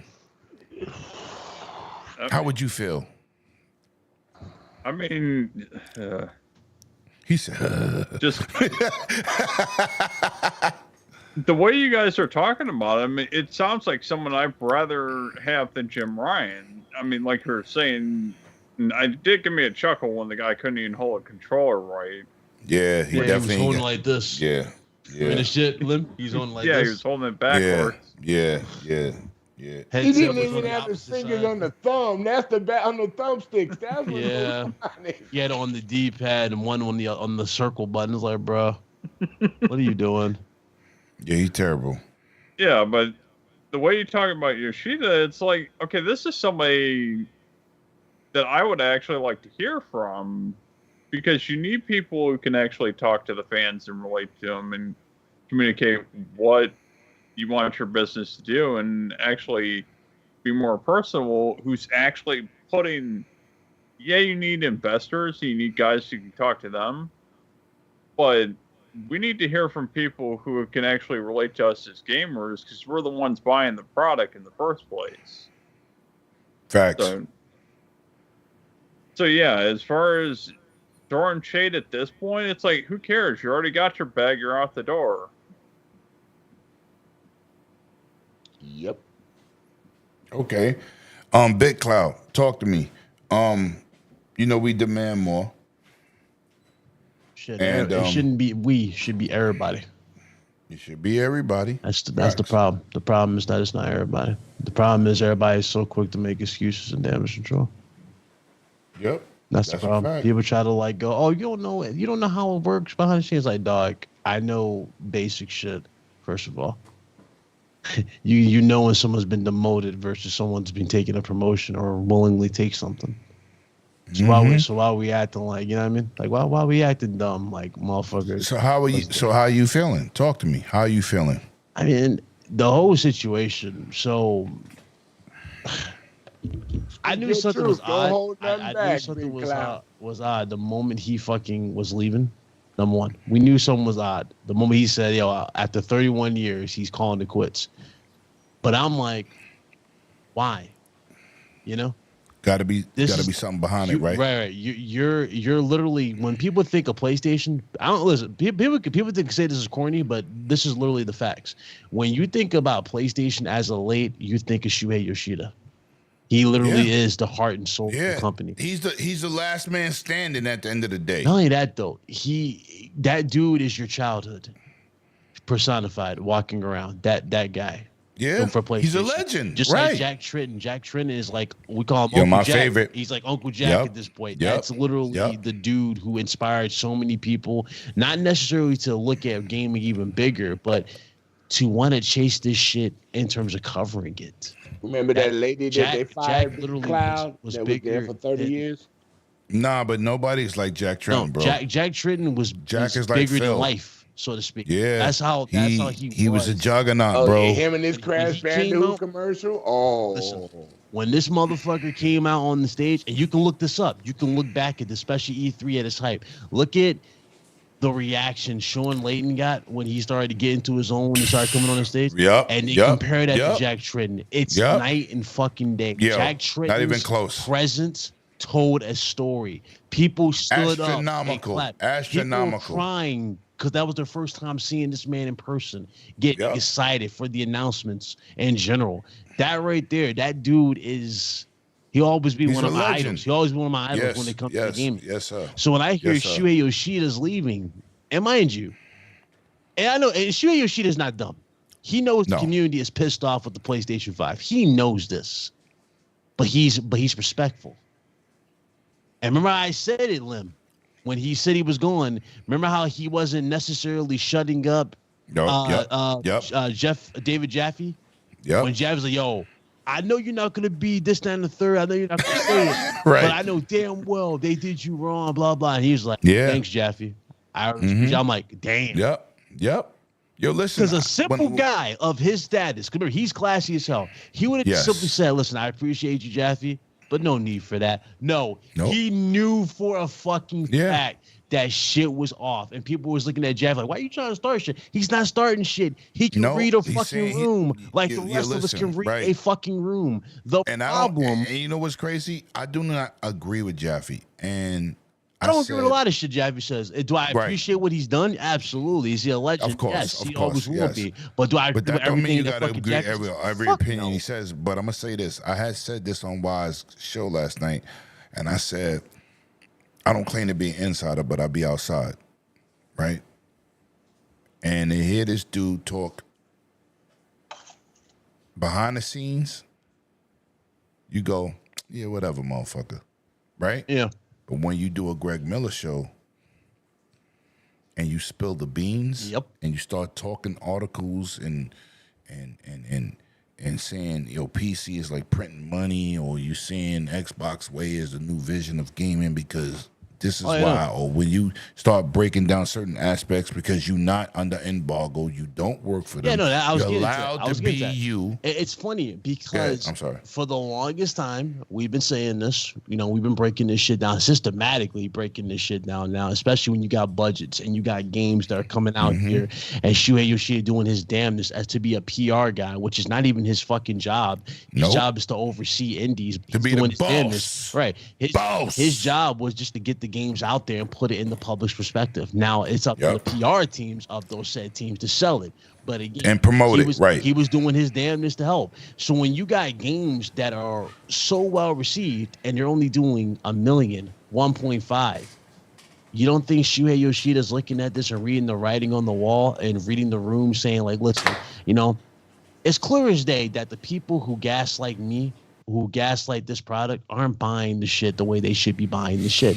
And this is why I've been very vocal about it, and many others. It's like, dog, listen, it's not about quote unquote abandoning ship or picking a new side. No, it's just basic facts at this point. There's too much shit on the line now as it is with games. Games are going into the realms of almost $500 million at base. I guarantee you Spider-Man 3, when that eventually happens, it's going to be 500 million, Lim. For sure. It's going to be up there, if not the closest of all of them to 500 million. And when you get to these price ranges, you're expecting crazy returns on investments, especially with the amount of money that goes into PR in general in terms of advertising. Right, you right. expect this. Advertising is the biggest budget, man. Yeah, and we're not even talking about the fucking crazy shit that Sony likes to do. Like, remember how they had the custom training for the game and shit like that? Yeah. Like, that's extra shit. You don't think they want a return on investment? And so when I see people get upset and act weird, like, oh, Big Cloud just doing this, that, and third, it's like, bro, I care about the game and the fucking studio. This is clearly you don't care about that. You care about your own personal gain in this. And that's with the console war shit. And when I see a studio go bye-bye, it pisses me off because it's like I know for a fact they can deliver more if given the opportunity. It just sucks that that we're now at this situation. But I knew Shuhei Yoshida was going to say a lot of shit, and he was going to come back with a vengeance. With the moment he said, and I quote, he started spilling the beans on how Sony could have had Dark Souls exclusive to them, and they fucked that up with Demon's Souls. I'm like, what? Then he started going where the fucking the real heartstrings were. He said, "Hey guys, by the way, I played Last of Us Factions too. You know the game that they canceled? Yeah, it was good. It was a good game. I was like, no shit. Shots I bet fired. it was fucking good. It's like, no shit is good. And dude was sitting there going, oh, they didn't need to make that. It would have ruined their identity. These same assholes. I said, oh, I kind of wish they had it. Like, shut the fuck up. Like shut. Make your mind up. Yeah, like pick shut a the fuck side.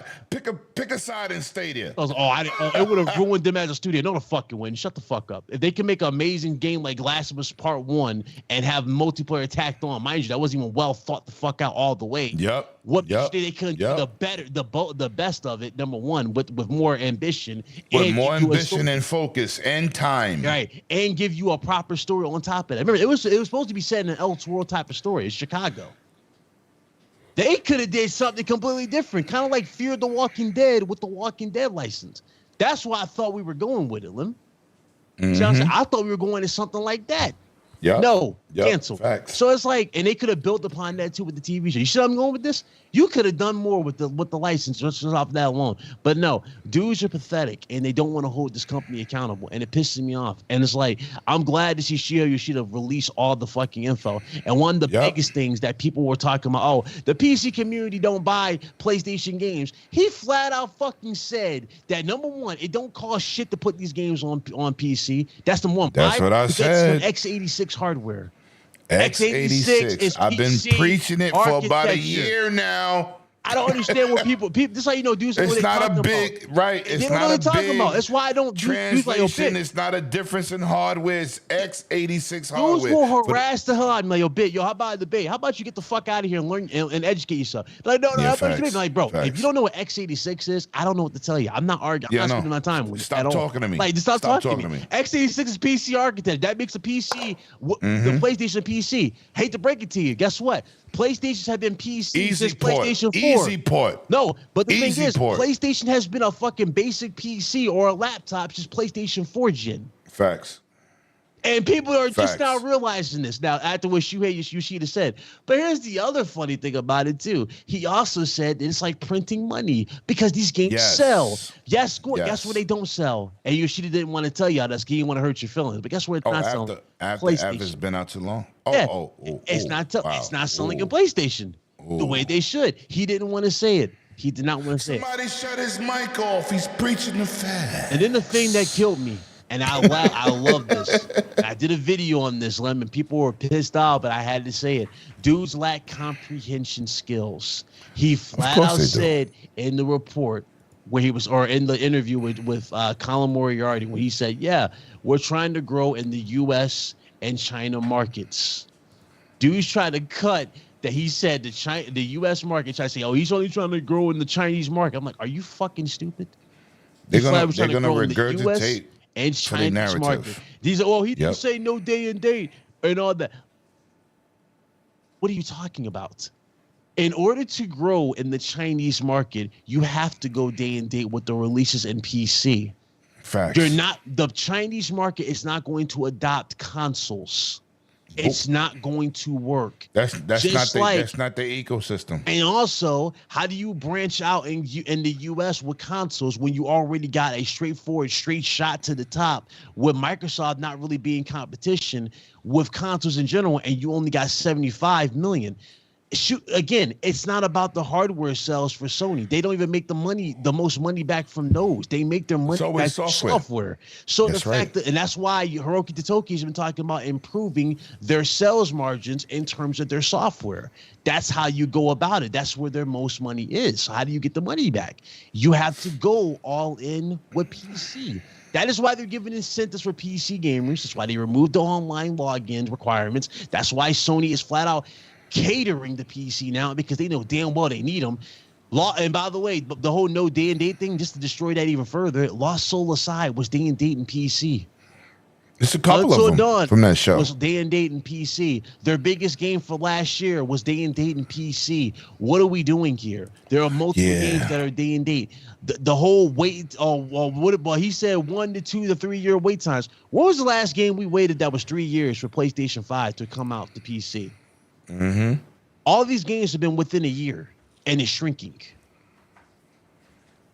You see what I'm saying? It's like, dog, there's so many bridges dudes thought they had.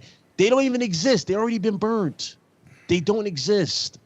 You might as well accept it for what it is. Day and date is a thing. It will happen. Take that. It's just like, dudes want to argue and damage control. You can damage control all day. But the thing is, though, like, I don't care about, fanboys' opinions or feelings at the end of the day. I care about just the company the company in the game itself. And honestly, this is the best thing for it. Why? Because you have options.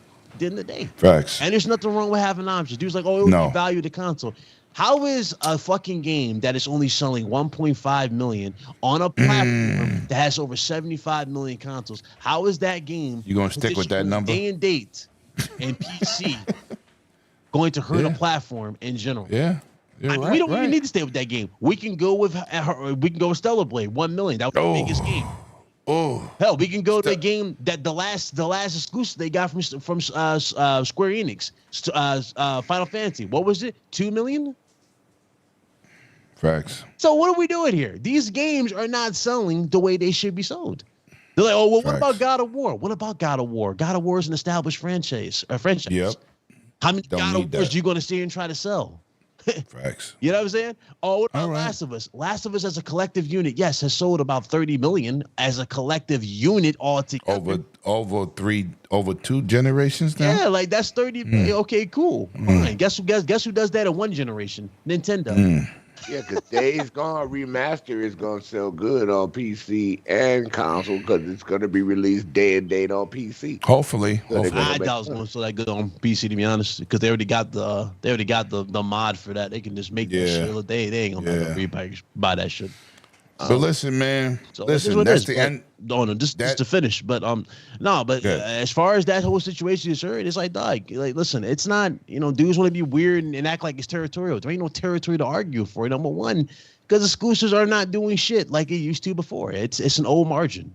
Let it go. Facts. We all argued it. We all debated. I probably debated Lim in the past about this shit. Lim debated me about this for shit. I debated King David about it multiple times. Me and King David used to go at it in the trenches every fucking day about exclusives. I would fucking go at him all day about exclusives.